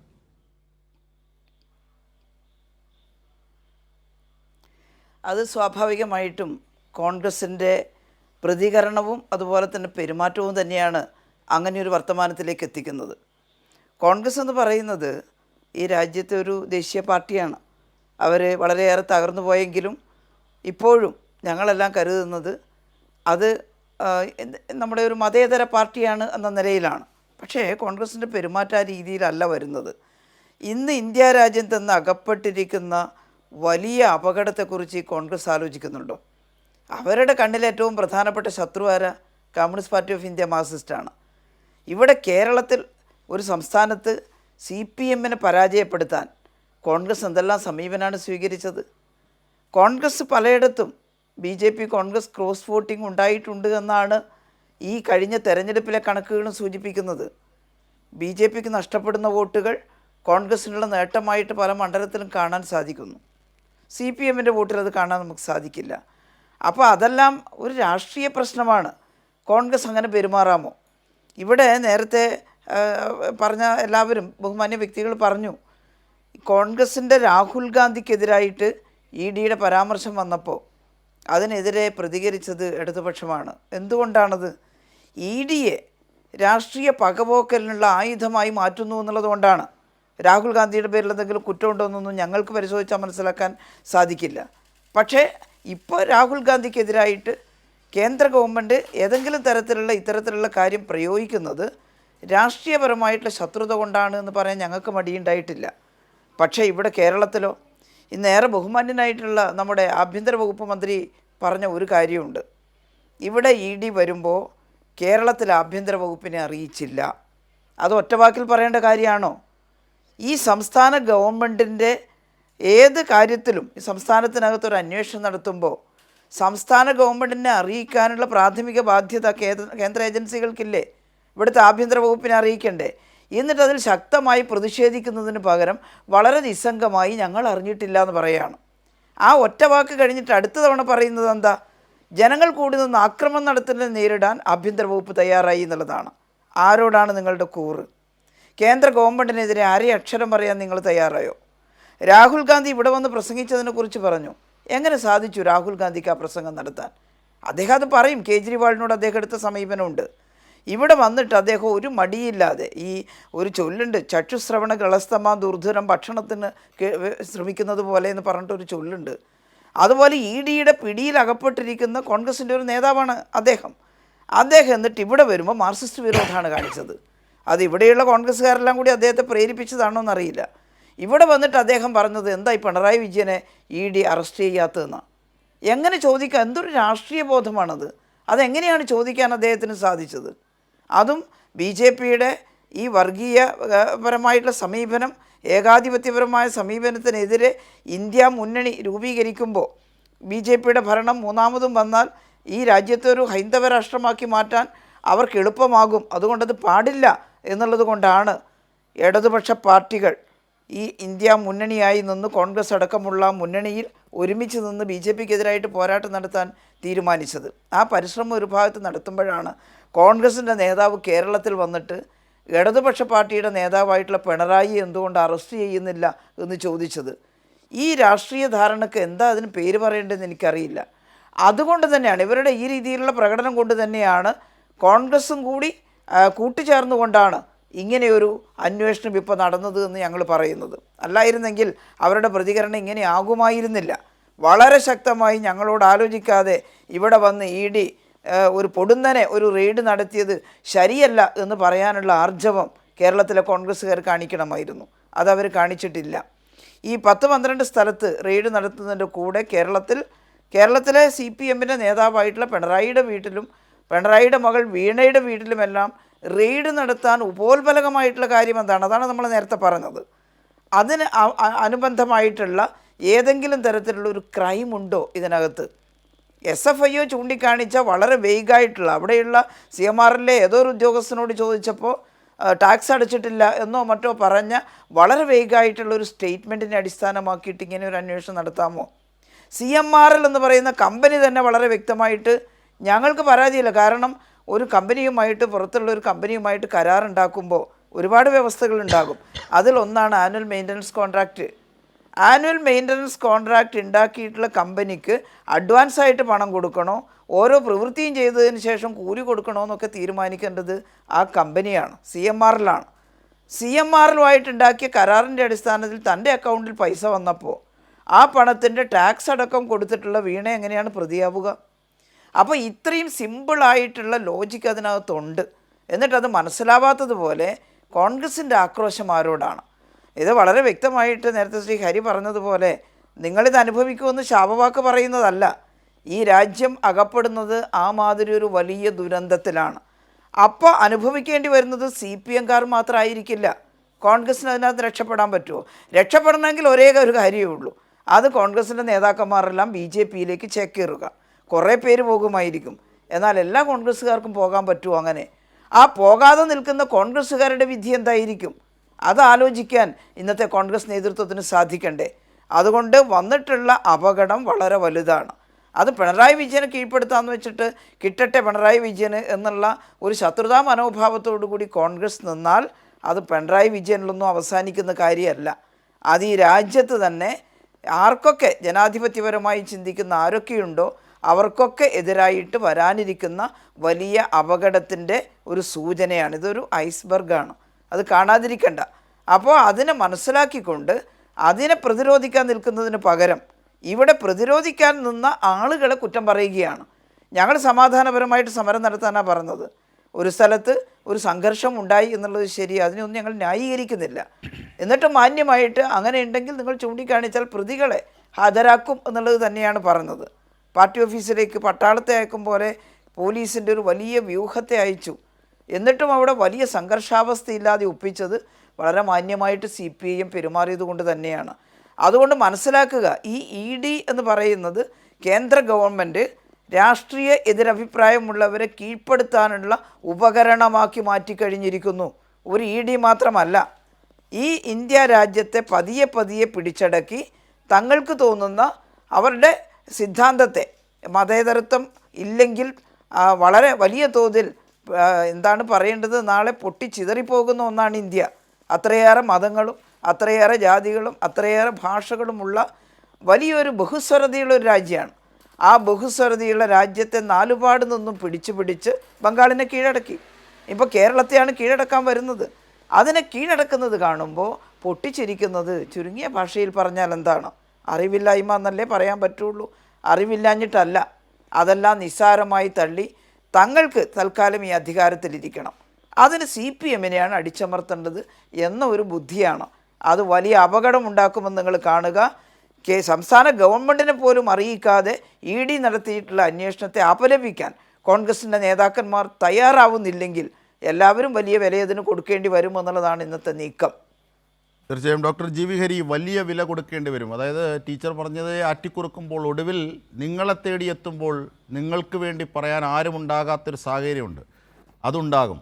കാരണം ആ രീതിയിലാണ് ഈ നീക്കത്തിൻ്റെ രാഷ്ട്രീയം, കരാള ഹസ്തങ്ങൾ നീളുന്നതെന്നുള്ളതാണ്. ഇവിടെ വളരെ സിമ്പിളായ പല വിധത്തിലുമുള്ള ലോജിക്ക് ഈ കേസിലുണ്ട്. എന്നിട്ടും നിങ്ങൾക്ക് അത് ബോധ്യമാകാത്തതുപോലെ അഭിനയിക്കേണ്ടി വരുന്നു. മാത്രമല്ല, ആഭ്യന്തരമന്ത്രി, കേരളത്തിൻ്റെ ആഭ്യന്തരമന്ത്രിയോ മുഖ്യമന്ത്രിയോ അറിഞ്ഞിട്ടില്ലത്രേ ഇങ്ങനെ ഒരു കേന്ദ്ര ഏജൻസി ഇത്തരത്തിലൊരു നീക്കം മുൻ മുഖ്യമന്ത്രിക്കെതിരെ നടത്തിയിട്ട് അറിഞ്ഞിട്ടില്ലത്രേ. അതായത് വന്ദേ മാതരത്തിൻ്റെ ഫുൾ സ്വിങ്ങിലുള്ള ഗാനം പാടുമ്പോൾ, ആ ഗീതം ആലപിക്കുമ്പോൾ, കോൺഗ്രസിൻ്റെ ദേശീയ നയത്തിന് വിരുദ്ധമായി ആലപിക്കുമ്പോൾ മുഖ്യമന്ത്രി പറഞ്ഞത് ഇതായിരുന്നു, എനിക്കറിയില്ല പകുതി പോയി പിടിക്കാൻ പറ്റുമോ എന്ന്. അതുതന്നെ എത്രത്തോളം വിശ്വസനീയമാണ്. അപ്പോൾ അതുപോലെ കേരളത്തിൻ്റെ ആഭ്യന്തരമന്ത്രി അറിഞ്ഞില്ല എന്ന് പറഞ്ഞു. ഇത്രയേറെ യുക്തികൾ നിങ്ങളുടെ പക്കലുണ്ടായിട്ടും EDയെ ഒന്ന് വിമർശിക്കാൻ, മോദിയെക്കെതിരെ ഒന്ന് കൈ ചൂണ്ടാൻ നിങ്ങൾ മടിക്കുന്നു. അതാണ് ടീച്ചർ പറഞ്ഞതിലെ യുക്തികൾ, വരികൾക്കിടയിലെ യുക്തികൾ. അജിംഷാദെ, ഇവിടെ 4 പേര്, താങ്കളടക്കം 4 പേരാണ് ഈ വിഷയത്തിൽ CPMനെ പ്രതിരോധിക്കാനായിട്ട് ഇവിടെ ഉള്ളത്. ഇല്ല, വസ്തുതകളാണ്. അല്ല, ഞാൻ പറഞ്ഞോട്ടെ, എന്നെ ഇടപെടല്ലേ. അപ്പം ഇതിനകത്തൊരു പ്രധാനപ്പെട്ട കാര്യം, ഞാൻ ഈ ചർച്ചയിൽ ഒരു BJPക്കാരനെ പ്രതീക്ഷിച്ചു. കാരണം നിങ്ങൾ മനസ്സിലാക്കേണ്ട ഒരു പ്രധാനപ്പെട്ട കാര്യം, ഇത് ED എന്ന് പറയുന്നത് പ്രതിപക്ഷത്തിൻ്റെ ഒരു ഏജൻസി അല്ല, അത് കേന്ദ്ര പക്ഷേ രണ്ടിലും ഒന്ന് ഗവൺമെൻറ് മതി അല്ല. ഞാനിവിടെ അതാണ് രീതിയിലേക്ക് അതിലേക്കാണ് അത് തന്നെ നിങ്ങൾ പറയുന്നത് എനിക്കറിയാം. എന്തായാലും ഞാൻ പറയുകയാണ്, നിങ്ങളൊരു BJP കാരനായി CPM-ൻ്റെ ഈ കൈരളി ചാനലിൻ്റെ ഈ ചർച്ചയിൽ വിളിക്കുമെന്ന് ഞാൻ പ്രതീക്ഷിച്ചു. പക്ഷേ ഞാൻ ആലോചിക്കുന്നത്, ഞാനിവിടെ വന്നിരിക്കുന്നത് EDയെ പ്രതിരോധിക്കാനാണോ എന്നൊരു സംശയം നിങ്ങൾ പറയുമ്പോൾ എനിക്ക് തോന്നുന്നുണ്ട്. ഒരു കാര്യം ഞാൻ പറയാം, EDയെ എല്ലാ കാലത്തും വിമർശിച്ചിട്ടുള്ള പാർട്ടിയാണ് കോൺഗ്രസ് പാർട്ടി. എല്ലാ കാലത്തും ED ചെയ്യുന്ന പ്രവർത്തനങ്ങളെ രാജ്യം മുഴുവൻ, കേരളത്തിൽ മാത്രമല്ല രാജ്യം മുഴുവൻ ഞങ്ങൾ എതിർക്കുന്നുണ്ട്. ഞങ്ങളുടെ കുറേ ആളുകളൊക്കെ EDയെ പേടിച്ചിട്ട് രാഹുൽ ഗാന്ധി പറഞ്ഞതുപോലെ EDയെ പേടിച്ച് പോയിട്ടുണ്ട്. ഇവിടെ നിങ്ങൾ മനസ്സിലാക്കേണ്ട ഒന്ന് രണ്ട് കാര്യങ്ങൾ. GB ഹരി, ഇതാണ് BJPക്കും കോൺഗ്രസിനും ഒരേ ശബ്ദം. അത് ഉയർത്തുന്ന രാഷ്ട്രീയമായ പ്രത്യാഘാതങ്ങളെക്കുറിച്ച് കൂടിയാണ് CPM ജനറൽ സെക്രട്ടറി പറഞ്ഞത്. അതായത് നമ്മളുടെ ഈ ചർച്ചയുടെ ഒരു തുടർച്ച പോലെ തന്നെയാണ്. അതായത് ഏറ്റവും പ്രധാനപ്പെട്ട വസ്തുതകൾ എന്ന് പറയുന്നത്, ഉദാഹരണത്തിന് ഇപ്പോൾ PV എന്ന് പറയുന്നത് നിങ്ങൾ വ്യാഖ്യാനിക്കുന്നു, പക്ഷേ ആ PV താനല്ല എന്ന് പിണറായി വിജയൻ തന്നെ ആവർത്തിച്ച് പറയുന്നു. പക്ഷേ RC താനാണെന്ന് പറഞ്ഞ നേതാവ്, OCയെ സംബന്ധിച്ച്, KKയെ സംബന്ധിച്ച്, IKയെ സംബന്ധിച്ച് ഇതൊക്കെ അതേ നേതാക്കന്മാർ വാങ്ങിയെന്ന് പറയുന്നത്. പക്ഷേ എന്നിട്ടും അവരിലേക്കൊന്നും ഈ അന്വേഷണം നീളുന്നില്ല. ഇങ്ങനെയൊക്കെയുള്ള ഒരുപാട് മൂർത്തമായ സാഹചര്യങ്ങൾ അവിടെയുണ്ട്. ഇങ്ങനെ ഒരു പശ്ചാത്തലത്തിലാണ് നോക്കൂ, MA ബേബിയെ ഈ ഒരു സാഹചര്യത്തിൽ പിടിച്ചുകൊണ്ട് പോകുമ്പോഴും കേന്ദ്ര സർക്കാരിൻ്റെ ഇന്ധനവില വർധനവിനെതിരായ പ്രതിഷേധമാണ് ഒരു ടോക്കിൽ പോലും നടത്തുന്നത്. അതാണ് പൊളിറ്റിക്സ് എന്ന് പറയുന്നത്, അതാണ് ലെഫ്റ്റ് എന്ന് പറയുന്നത്. അല്ല നെഹ്റുവിയൻ ലെഫ്റ്റ് എന്ന് പറഞ്ഞ് ഗ്രൂപ്പ് പോരുകളെ അതിജീവിക്കാൻ കാട്ടുന്ന മന്ത്രങ്ങളല്ല അത്. അവിടെയാണ് കോൺഗ്രസ് പരാജയപ്പെടുന്നത്. അതാണ് ഒരു കാതലായ വിഷയം. GB ഹരി, ഇനിയൊരു ഇടവേള ഞാൻ ഉത്തരം പറയുമ്പോൾ ഉണ്ടാവില്ല എന്ന് പ്രതീക്ഷിച്ചുകൊണ്ട് ഞാൻ എൻ്റെ നിങ്ങളുടെ ചോദ്യത്തിന് ഉത്തരം പറയാൻ ശ്രമിക്കുകയാണ്. അതിനകത്ത് ഒരു കാര്യം വീണ്ടും ഞാൻ ആവർത്തിക്കുന്നത്, ഇപ്പോൾ വീണ്ടും ശ്രീ MA ബേബി അടക്കമുള്ള ആളുകൾ ടീച്ചർ പറഞ്ഞ അതേ കാര്യം റിപ്പീറ്റ് ചെയ്യുന്നതിനകത്ത് എനിക്കൊരു അത്ഭുതമില്ല. കാരണം അതാണൊരു ക്യാപ്സ്യൂൾ. അതിന് മറുപടി ഞങ്ങളിൽ കൃത്യമായിട്ടുണ്ട്, കണക്ക് സഹിതം ഞാൻ ഇത് പറയാം. പക്ഷേ അതിന് മുമ്പ് ഇവിടെ നിയമവിദഗ്ധനായിട്ടുള്ള പ്രിയപ്പെട്ട എൻ്റെ സുഹൃത്ത് ലാലും അതോടൊപ്പം പ്രിയപ്പെട്ട ജയചന്ദ്രൻ സാറും പറഞ്ഞിട്ടുള്ള എന്താണ് ഇതിൻ്റെ ഒരു മെറിറ്റ് എന്നുള്ളതാണ്. ഒരു കാര്യം ഞാൻ പറയാം, ഈ കേസ് എന്ന് പറയുന്നത്, ഇപ്പോൾ ഈ റെയ്ഡ് നടത്തിയിരിക്കുന്ന കേസ് CPM-നെതിരായിട്ടല്ല, ശ്രീ പിണറായി വിജയനെതിരായിട്ടല്ല, അദ്ദേഹത്തിൻ്റെ മകൾക്കെതിരായിട്ടുള്ളൊരു കേസാണ്. കേസ് വളരെ സിമ്പിളായിട്ട് അവരുടെ തന്നെ SFIOയുടെ ആ ചാർജ് ഷീറ്റിൽ അവർ പറയുന്നത് no adequate proof of service delivered irregular accounting ആണ്. നിങ്ങൾ മനസ്സിലാക്കണം, ഇത് ഞാൻ ചെയ്താലും ഇവിടെ ഇരിക്കും നമ്മൾ 4 പേരിൽ ആര് അല്ലെങ്കിൽ 5 പേരിൽ ആര് ചെയ്താലും ഇതേ നിയമ നടപടിക്ക് നമ്മൾ വിധേയരാകും. അതിൽ നമ്മളുടെ ഭാഗത്ത് മെറിറ്റ് ഉണ്ടോ, നമ്മൾ തെറ്റുകാരാണോ എന്നുള്ളത് കോടതി തീരുമാനിക്കേണ്ട കാര്യമാണ്. അപ്പോൾ ഇതിനകത്ത് SFIOയുടെ കേസ് 2 കോടതികളിൽ കിടക്കുകയാണ്. അവർ തീർപ്പ് ഞാൻ പറഞ്ഞോട്ടെ, എനിക്കറിയാം. അജിംഷാദ് പറഞ്ഞു തരാതെ തന്നെ എനിക്ക് ഈ കേസിന്റെ എല്ലാ കാര്യങ്ങളെക്കുറിച്ചും ഞാൻ വ്യക്തമായി അല്ല, അത് ഞാൻ പറഞ്ഞോട്ടെ, എന്നെ പറയാൻ നിങ്ങൾ അനുവദിക്കും. അല്ലെങ്കിൽ പിന്നെ നിങ്ങൾ 4 പേരും കൂടി ചർച്ച ചെയ്യും, ഞാൻ മിണ്ടായിരിക്കാം, കേൾക്കാം. ചർച്ചയാണല്ലോ, ചർച്ചയാണ്. അപ്പോൾ ചർച്ചയാവുമ്പോൾ 4 പേര് മാത്രമല്ല ചർച്ച ചെയ്യേണ്ടത്, ഞാൻ പറയണ കേൾക്കാനുള്ള ഒരു മര്യാദ കൂടി നിങ്ങൾ കാണിക്കാൻ. അപ്പോൾ ഇതിനകത്ത് ആ ചാർജ് ഷീറ്റിലെ കാര്യമാണ് ഞാൻ പറയുന്നത്. രണ്ടാമത്തെ ഏറ്റവും പ്രധാനപ്പെട്ട കാര്യം, possible corporate fraud under the companies act. ഇത് ഞാൻ പറയുന്നതല്ല, SFIOയുടെ നമ്മുടെ ഈ ഹൈക്കോടതിയിൽ കൊടുത്തിരിക്കുന്ന കേസിനകത്തുള്ള ചാർജ് ഷീറ്റാണ്. Not against CPM, not against Shri Pinarayi Vijayan, പ്രതിപക്ഷ നേതാവിനെതിരായിട്ടല്ല, അദ്ദേഹത്തിൻ്റെ മകൾക്കെതിരായിട്ടുള്ളൊരു കേസാണ്. ഇനി മൂന്നാമത്തെ കാര്യം, ഏറ്റവും പ്രധാനപ്പെട്ട കാര്യം, ഇറഗുലർ അക്കൗണ്ടിംഗ് ആണ്, കമ്പനീസ് ആക്ട് പ്രകാരമാണ്. അത് അന്വേഷിക്കേണ്ട കാര്യം ഉണ്ട് കോടതിക്ക്. അപ്പോൾ അതിൻ്റെ 2 കക്ഷികൾ, താങ്കൾ പറഞ്ഞതുപോലെ 2 കക്ഷികൾ തമ്മിലുള്ള ഈ അണ്ടർസ്റ്റാൻഡിങ്, ഇവിടെ ലാലു പറഞ്ഞതുപോലെ അവർ തമ്മിലൊരു അഗ്രിമെൻ്റ് ഉണ്ട്. ആ അഗ്രിമെൻറ്റിലുണ്ടായിട്ടുള്ള ഒരു കക്ഷി കേസ് കൊടുത്തു ഹൈക്കോടതിയിൽ. ആ ഹൈക്കോടതി പറഞ്ഞു താൽക്കാലികമായി നിർത്തൂ, ഞങ്ങൾ പരിശോധിക്കട്ടെ, പരിശോധിച്ചതിന് ശേഷം നിങ്ങൾ മുന്നോട്ട് പോകണമെന്ന് ഞങ്ങൾ പറയാം. ഇന്നലെ പറഞ്ഞൂന്നേ, ഇന്നലെ പറഞ്ഞതുകൊണ്ടാണ്. എന്തുകൊണ്ട് എന്തിനാണ് ശ്രീ പ്രതിപക്ഷ നേതാവിന്റെ വീട്ടിൽ വന്നത്? പറഞ്ഞോട്ടെ, അത് ഞാൻ പറയാന്ന്. RCയും OCയും ആരാണെന്ന് കണ്ടെത്തിക്കോട്ടെ. RCയും OCയും ആരാണെന്ന് കണ്ടെത്തിക്കോട്ടെ. PV ആരാണെന്ന് എഴുതി വെച്ചിട്ടുണ്ട്, പിണറായി വിജയനാണെന്ന് എഴുതി വെച്ചിട്ടുണ്ട് എന്നുള്ളത് അവർ കൃത്യമായിട്ട് പറഞ്ഞു. നമ്മൾ തമ്മിൽ സംസാരിച്ചാൽ ഈ കേൾക്കുന്ന ആളുകൾക്ക് ഇതൊന്നും മനസ്സിലാവില്ല. ഒന്നത് അതുകൊണ്ട് ഞാൻ പറയുന്നത്, എനിക്ക് നിങ്ങൾ എന്തിനാണ് നമ്മൾ ഇത് വിഷയം ഉണ്ടാക്കണം എന്തിനാണ്? അപ്പം നിങ്ങൾക്ക് പറയാനുള്ള ഇതുണ്ടോ? നിങ്ങൾ 4 പേരുണ്ടല്ലോ, നിങ്ങൾ പറഞ്ഞോ. ഞാൻ പറയുന്നത്, എനിക്ക് മനസ്സിലാവാത്തൊരു കാര്യം, ഞങ്ങൾ ഇതിനകത്ത് കക്ഷിയല്ലെന്ന്. ഞങ്ങളെ സംബന്ധിച്ചിടത്തോളം ഞങ്ങൾ EDയെ തള്ളി പറയുന്ന ആളുകൾ തന്നെയാണ്. ഇവിടെ നിങ്ങൾ ചോദിക്കേണ്ടിരുന്ന ഒരു ബി ജെ പിക്കാരനോടാണ്. ബി ജെ പിക്കാരനെ വിളിച്ചിട്ടാണ് നിങ്ങളിത് ചോദിക്കേണ്ടത്. നിങ്ങൾ എന്തിനാണ് ചെയ്തത്? ഇപ്പോഴും ശ്രീ സഖാവ് ബേബി പറഞ്ഞപ്പോൾ അദ്ദേഹം പറഞ്ഞ ഒരു വാക്കിനകത്ത് മോഡിയെക്കുറിച്ച് ഇത്ര പേടി എന്തിനാണ് നിങ്ങൾക്ക്? മോഡിയെക്കുറിച്ച് ഒരു വാക്ക് പറയാൻ നിങ്ങൾക്ക് ഇത്ര പേടി എന്തിനാണ്? അതിനകത്ത് ടീച്ചറും പറയുന്നില്ല, ലാലും പറയുന്നില്ല. പോട്ടെ, ജയചന്ദ്ര മാഷ് സീനിയർ ആയിട്ടുള്ള മാധ്യമ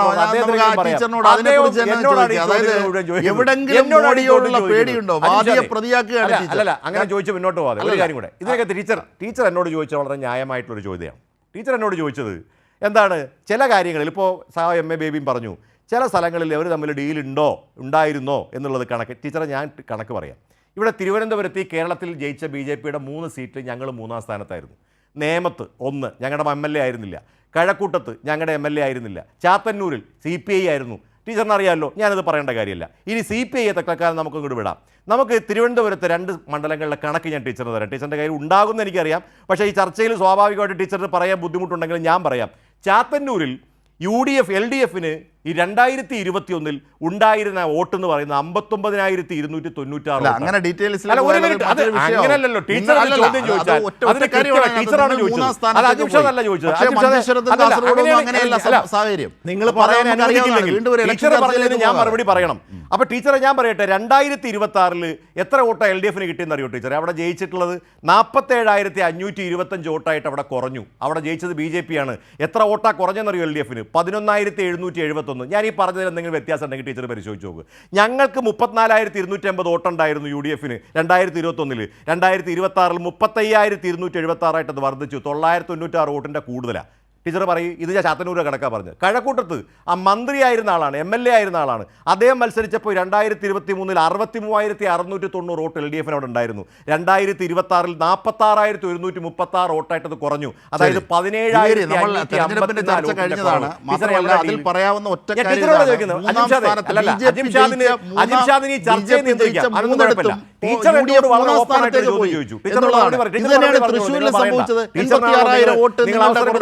അതുകൊണ്ട്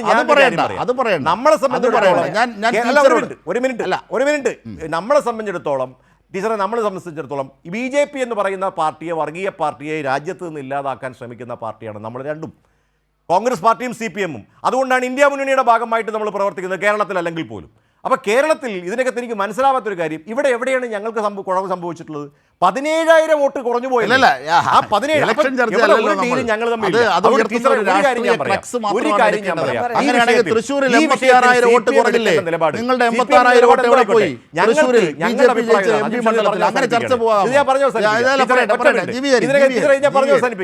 ഒരു മിനിറ്റ് ഞാൻ പറയാൻ ആഗ്രഹിക്കുന്ന ടീച്ചറെ, CPM എടുക്കേണ്ട നിലപാട് അന്വേഷിച്ചോട്ടെ ടീച്ചറെ. മടിയിൽ കനമില്ലാത്തവൻ എന്തിനാണ് ഭയക്കേണ്ട ആവശ്യം? അവൻ എന്തിനാണ് പ്രയാസം ഉണ്ടാവേണ്ട ആവശ്യം? അന്വേഷിക്കട്ടെന്ന്. അന്വേഷിച്ചിട്ട് ഈ കേസ് കോടതി വരട്ടെന്ന്. നമ്മളെല്ലാവരും കോടതിയിൽ വിശ്വസിക്കുന്ന ആളുകളല്ലേ. ഞാനാണെങ്കിലും ടീച്ചറാണെങ്കിലും കോടതി അതിന് നമ്മൾ അതിനകത്ത് എന്തോ കുറവുണ്ട് മുന്നോട്ട് പോകുന്ന ചെറിയൊരു സമയം ടീച്ചർ മോഡിയെ പേടിയുണ്ടോ? ഞങ്ങൾ സ്വാഗതം ചെയ്യാത്ത എന്തെങ്കിലും ഒരു സാഹചര്യം ചെയ്യുന്നില്ല. ഞങ്ങൾ ഒരിടത്തും വിശദീകരിക്കൂ ടീച്ചർ. ഞങ്ങൾ ഒരിടത്തും അക്നോളജ് ചെയ്യുന്നില്ല. ഇത് ചോദിച്ചത് വളരെ പ്രസക്തമായിട്ടുള്ളൊരു ചോദ്യമാണ്, മോഡിയെ പേടിയുണ്ടോ എന്നുള്ളത്. ഞാൻ പറഞ്ഞത് എന്താ? ഞാൻ പറഞ്ഞ രാഷ്ട്രീയം നിങ്ങൾക്ക് മനസ്സിലായിട്ടില്ല എന്നുണ്ടോ? നരേന്ദ്രമോദിയും അമിത്ഷായും കൈകാര്യം ചെയ്യുന്ന നയങ്ങൾ ഈ രാജ്യത്തെ എവിടെ എത്തിക്കുന്നു എന്നുള്ളതാണ് ഞാൻ ചൂണ്ടിക്കാണിച്ചത്. നാളെ വലിയ ആപത്തുകൾ വരാനിരിക്കുന്നു എന്ന് പറഞ്ഞതിൻ്റെ അർത്ഥം എന്താ? BJPയും RSSും എല്ലാം ചേർന്ന് ഇന്ത്യ രാജ്യത്ത് നടപ്പിലാക്കുന്ന രാഷ്ട്രീയ നയത്തിൻ്റെ അപകടമാണ്. അതിൻ്റെ വക്താക്കളാരാ? നരേന്ദ്രമോദി തന്നെയല്ലേ, അമിത്ഷാ തന്നെയല്ലേ? അപ്പോൾ അവരുടെ പേരെടുത്ത് പറഞ്ഞില്ല എന്നുള്ളത് കൊണ്ട് മോഡിയെ പേടിച്ചിട്ടും മിണ്ടാതിരിക്കുകയാണെന്നാണോ? അങ്ങനെയാണെങ്കിൽ എനിക്ക് കോൺഗ്രസിനെ വിമർശിക്കേണ്ട ആവശ്യം എന്താ? കോൺഗ്രസ് ഒരേ സമയത്ത് മതേതര പാർട്ടിയാണെന്ന് പറയുകയും എന്നാൽ പലപ്പോഴും BJPയുടെ ആശയത്തിൻ്റെ കൂടെ നിന്ന് CPM-നെ എതിർക്കുകയും ചെയ്യുക. ഇടതുപക്ഷ പാർട്ടികളെ എതിർക്കുക, CPM-നെ മാത്രമല്ല ഇടതുപക്ഷ ആശയഗതികളെ എതിർക്കുക. എന്നിട്ട് നിങ്ങൾ നെഹ്റുവും സോഷ്യലിസം ഒന്നും പറഞ്ഞിട്ട് കാര്യമില്ല. ഈ രാജ്യത്ത് വന്നിട്ടുള്ള വലിയ വിപത്ത് ഏകാധിപത്യപരമായി ഹിന്ദു രാഷ്ട്ര സ്ഥാപനത്തിന് വേണ്ടി പരിശ്രമിക്കുന്നു എന്ന നരേന്ദ്രമോദിയുടെയും അമിത്ഷായുടെയും എല്ലാം ആശയങ്ങൾ തന്നെയാണ്. അതല്ലേ ഞാൻ ശരിയായ രീതിയിൽ പറഞ്ഞത്? അത് നിങ്ങൾക്ക് ഉൾക്കൊള്ളാൻ കഴിയുന്നില്ലേ? എന്നിട്ട് നിങ്ങൾ ചോദിക്കുകയാണ് എന്താ മോഡിയുടെ പേര് പറയാത്തതെന്ന്. എന്തിനാണ്? അങ്ങനെ ഒരു പേര് തന്നെ പറഞ്ഞിട്ടില്ലെങ്കിലും ആരാണ് ഇത് നയിക്കുന്നത് നമുക്ക് വ്യക്തമല്ലേ? അതുകൊണ്ട് ഞങ്ങളാരെങ്കിലും പേടിച്ച് പറയാതിരിക്കുകയല്ല. ഞങ്ങൾക്കാർക്കെങ്കിലും വ്യക്തിപരമായിട്ട് ബഹുമാന്യനായിട്ടുള്ള ഇന്ത്യൻ പ്രധാനമന്ത്രിയോടോ അതുപോലെ തന്നെ അമിത്ഷായോടോ ഒന്നും ഞങ്ങൾക്ക് വ്യക്തിപരമായ വൈരാഗ്യമല്ലല്ലോ. ഞങ്ങൾ അവരുടെ നയത്തെ എതിർക്കുന്നു. അവരുടെ നയം മൂലം ഈ രാജ്യത്തുണ്ടാകുന്ന മതന്യൂനപക്ഷ, ഭാഷാന്യൂനപക്ഷ, ദളിത് വിഭാഗങ്ങൾക്കെല്ലാം ഉണ്ടാകുന്ന വലിയ ജീവിത പ്രയാസങ്ങൾ കണ്ടറിഞ്ഞ് അത് പാടില്ല, അതിനെ അനുവദിച്ചുകൂടാ. ജാതി വ്യവസ്ഥ നിലനിൽക്കാൻ പാടില്ല. മനുസ്മൃതി അനുസരിച്ചിട്ടുള്ള ജാതിപരമായ ഉച്ചനീചത്വങ്ങൾ ഇവിടെ നിലനിർത്തണമെന്ന് വാദിക്കുന്നവരോട് അത് പാടില്ല. ബഹുസ്വരതയാണ് ഇന്ത്യയുടെ മുദ്ര. ഞാനത് നേരത്തെ പറയുമ്പോഴും പറഞ്ഞല്ലോ, നാനാത്വത്തിൽ ഏകത്വം എന്ന് തമാശ പറഞ്ഞതാണോ നമ്മൾ? ആ ബഹുസ്വരത നിലനിർത്താതിരിക്കാൻ പരിശ്രമിക്കുന്നവരുമായിട്ട് കോൺഗ്രസ് ചേരുന്നത് കാണുമ്പോഴാണ് നമുക്ക് ബുദ്ധിമുട്ട് തോന്നുന്നത്. കോൺഗ്രസ്സിന് പലയിടത്തും പല നയം കാണിച്ചാൽ ശരിയാവോ? അഖിലേന്ത്യാ അടിസ്ഥാനത്തിൽ ഒരേ നയം അവർക്ക് വേണ്ടേ? അതുകൊണ്ടാണ് ഞാൻ പറഞ്ഞത്, ഇന്ന് കേരളത്തിലെ ആഭ്യന്തര വകുപ്പിനെ പോലും അറിയിക്കാതെ ED വന്നിട്ടും ഞങ്ങളിവിടെ ഒരു ഗവൺമെൻറ് ഉണ്ട്, ആ ഗവൺമെൻറ്റിനോടൊരു വാക്ക് പറയാതെ നിങ്ങൾ ആരാണ് വരാമെന്ന് ചോദിക്കാനുള്ള ആർജവം കാണിക്കാത്തത് എന്തുകൊണ്ടാണ്? അത് കാണിക്കാത്തത് അന്വേഷണം നടക്കുന്നത് CPMൻ്റെ നേതാക്കന്മാർക്കെതിരായിട്ടാണ്. നടക്കട്ടെ എന്ന് വിചാരിക്കുകയാണ്. അതൊരു ശരിയായ രാഷ്ട്രീയമല്ല എന്നാണ് പറഞ്ഞത്. രണ്ടാമത്തെ കാര്യം ശ്രീ ഹരി ചൂണ്ടിക്കാണിച്ചല്ലോ, വോട്ടിംഗ് പാറ്റേൺ. ഞാൻ ഇന്ന് എല്ലാ കണക്കും എടുത്തിട്ടില്ല, ഞാൻ ബൈ ചാൻസ് ആ കാര്യം ഒന്ന് പറഞ്ഞു എന്നേ ഉള്ളൂ. പല മണ്ഡലങ്ങളിലും ഉദാഹരണമായിട്ടുണ്ട്. BJPക്ക് പഞ്ചായത്ത് തിരഞ്ഞെടുപ്പിലോ കഴിഞ്ഞ പാർലമെൻറ്റ് തിരഞ്ഞെടുപ്പിലോ കിട്ടിയ വോട്ടുകൾ കിട്ടാതിരുന്ന മണ്ഡലങ്ങളുണ്ട്. ആ കിട്ടാതിരിക്കുമ്പോൾ ഇടതുപക്ഷത്തിന് കഴിഞ്ഞ പാർലമെൻറ്റ് തിരഞ്ഞെടുപ്പിൽ കിട്ടിയതിനേക്കാൾ കൂടുതൽ കിട്ടിയ അവസ്ഥയുമുണ്ട്. അപ്പോൾ ഈ BJPയുടെ വോട്ട് എങ്ങോട്ട് പോയി? ഞാൻ മത്സരിച്ചിട്ടുള്ള പേരാവൂർ മണ്ഡലത്തിൽ തന്നെ അതിൻ്റെ കണക്ക് എനിക്ക് കാണാൻ സാധിച്ചിട്ടുണ്ട്. അതുകൊണ്ടാണ് പറഞ്ഞത്, ചിലയിടത്തെല്ലാം BJP ഇടതുപക്ഷത്തെ പരാജയപ്പെടുത്താൻ BJPയുടെ വോട്ട് ആകെ മറിച്ച് ചെയ്തു. സഖ്യം ഉണ്ടായിരുന്നു എന്നുള്ളതൊന്നുമല്ല, ചിലതരം അഡ്ജസ്റ്റ്മെൻറ്റുകൾ ചിലയിടത്ത് ഉണ്ടായിരുന്നു. അത് ഒരു സീറ്റ് ജയിക്കാൻ വേണ്ടി മാത്രമുള്ളൊരു പരിശ്രമമാണ് യഥാർത്ഥത്തിൽ. പക്ഷേ അത് അവിടെ നിൽക്കുമോ? അങ്ങനെ ഒരു പരിശ്രമം നടത്തിയാൽ ഈ നാടിൻ്റെ ഗതി എന്താവും? അതാണ് ചൂണ്ടിക്കാണിച്ചത്. ആ രാഷ്ട്രീയം മനസ്സിലാക്കാൻ കോൺഗ്രസിൻ്റെ നേതാക്കന്മാർക്ക് ഇപ്പോഴും കഴിയുന്നില്ലെങ്കിൽ അതുകൊണ്ടാണ് വലിയ ബുദ്ധിമുട്ടുണ്ടാകുമെന്ന് ഞാൻ പറഞ്ഞത്. തീർച്ചയായും. അഡ്വക്കേറ്റ് ലാൽകുമാർ, ഇപ്പോഴും ഇതേ സംബന്ധിച്ച് കോൺഗ്രസ്സിന് നേരം വെളുത്തിട്ടില്ല. അത് GV ഹരിയും വളരെ വിദഗ്ധമായി അതിലൂടെയാണ് സംസാരിക്കുന്നത്. ഇപ്പോൾ ഉദാഹരണത്തിന് ഉന്നത വിദ്യാഭ്യാസ വകുപ്പ് മന്ത്രി റോജി എം ജോൺ പറയുന്നത് ഗവർണറുമായൊരു പോരിന് തങ്ങളില്ലെന്ന്. ഇതാരെങ്കിലും കുടുംബ പ്രശ്നമാണോ പോരിന്? എന്താണ് പോര് എന്നതുകൊണ്ട് ഉയർത്തുന്ന രാഷ്ട്രീയം? അപ്പോൾ വന്ദേ മാതരത്തിൻ്റെ ഫുൾ സ്വിങ്ങിലുള്ള ഗീതം പാടുന്നതിനെ സംബന്ധിച്ച് തനിക്കറിയില്ല. ഇപ്പോൾ കേന്ദ്രം ഏജൻസികൾ ഇവിടേക്ക് വന്നു, ആഭ്യന്തരമന്ത്രിയെ അറിയിക്കാതെ എത്തുന്നു, അത് തങ്ങൾ അറിഞ്ഞിട്ടില്ല എന്ന് പറയുകയാണ് അന്തസ്സോടുകൂടി. എന്താണ് ഇതിൻ്റെ പിന്നിലെ രാഷ്ട്രീയം എന്ന് ഭയപ്പെടുന്ന ഒരു ദേശീയ രാഷ്ട്രീയത്തിൻ്റെ അനുരണനം കോൺഗ്രസ്സിൽ കാണുന്നില്ല. ഇതാണ് ഇവർക്ക് ഇപ്പോഴും നേരം വെളുക്കാത്തത്. എന്നിട്ട് വീണയുടെ കാര്യം പറയുകയാണ്. എന്നിട്ട് ഇല്ലാത്ത കാര്യങ്ങൾ വെച്ച് കെട്ടുന്ന EDയുടെ വാദങ്ങൾക്ക് ചൂട്ട് കത്തിക്കുകയാണ്. ലാൽകുമാർ,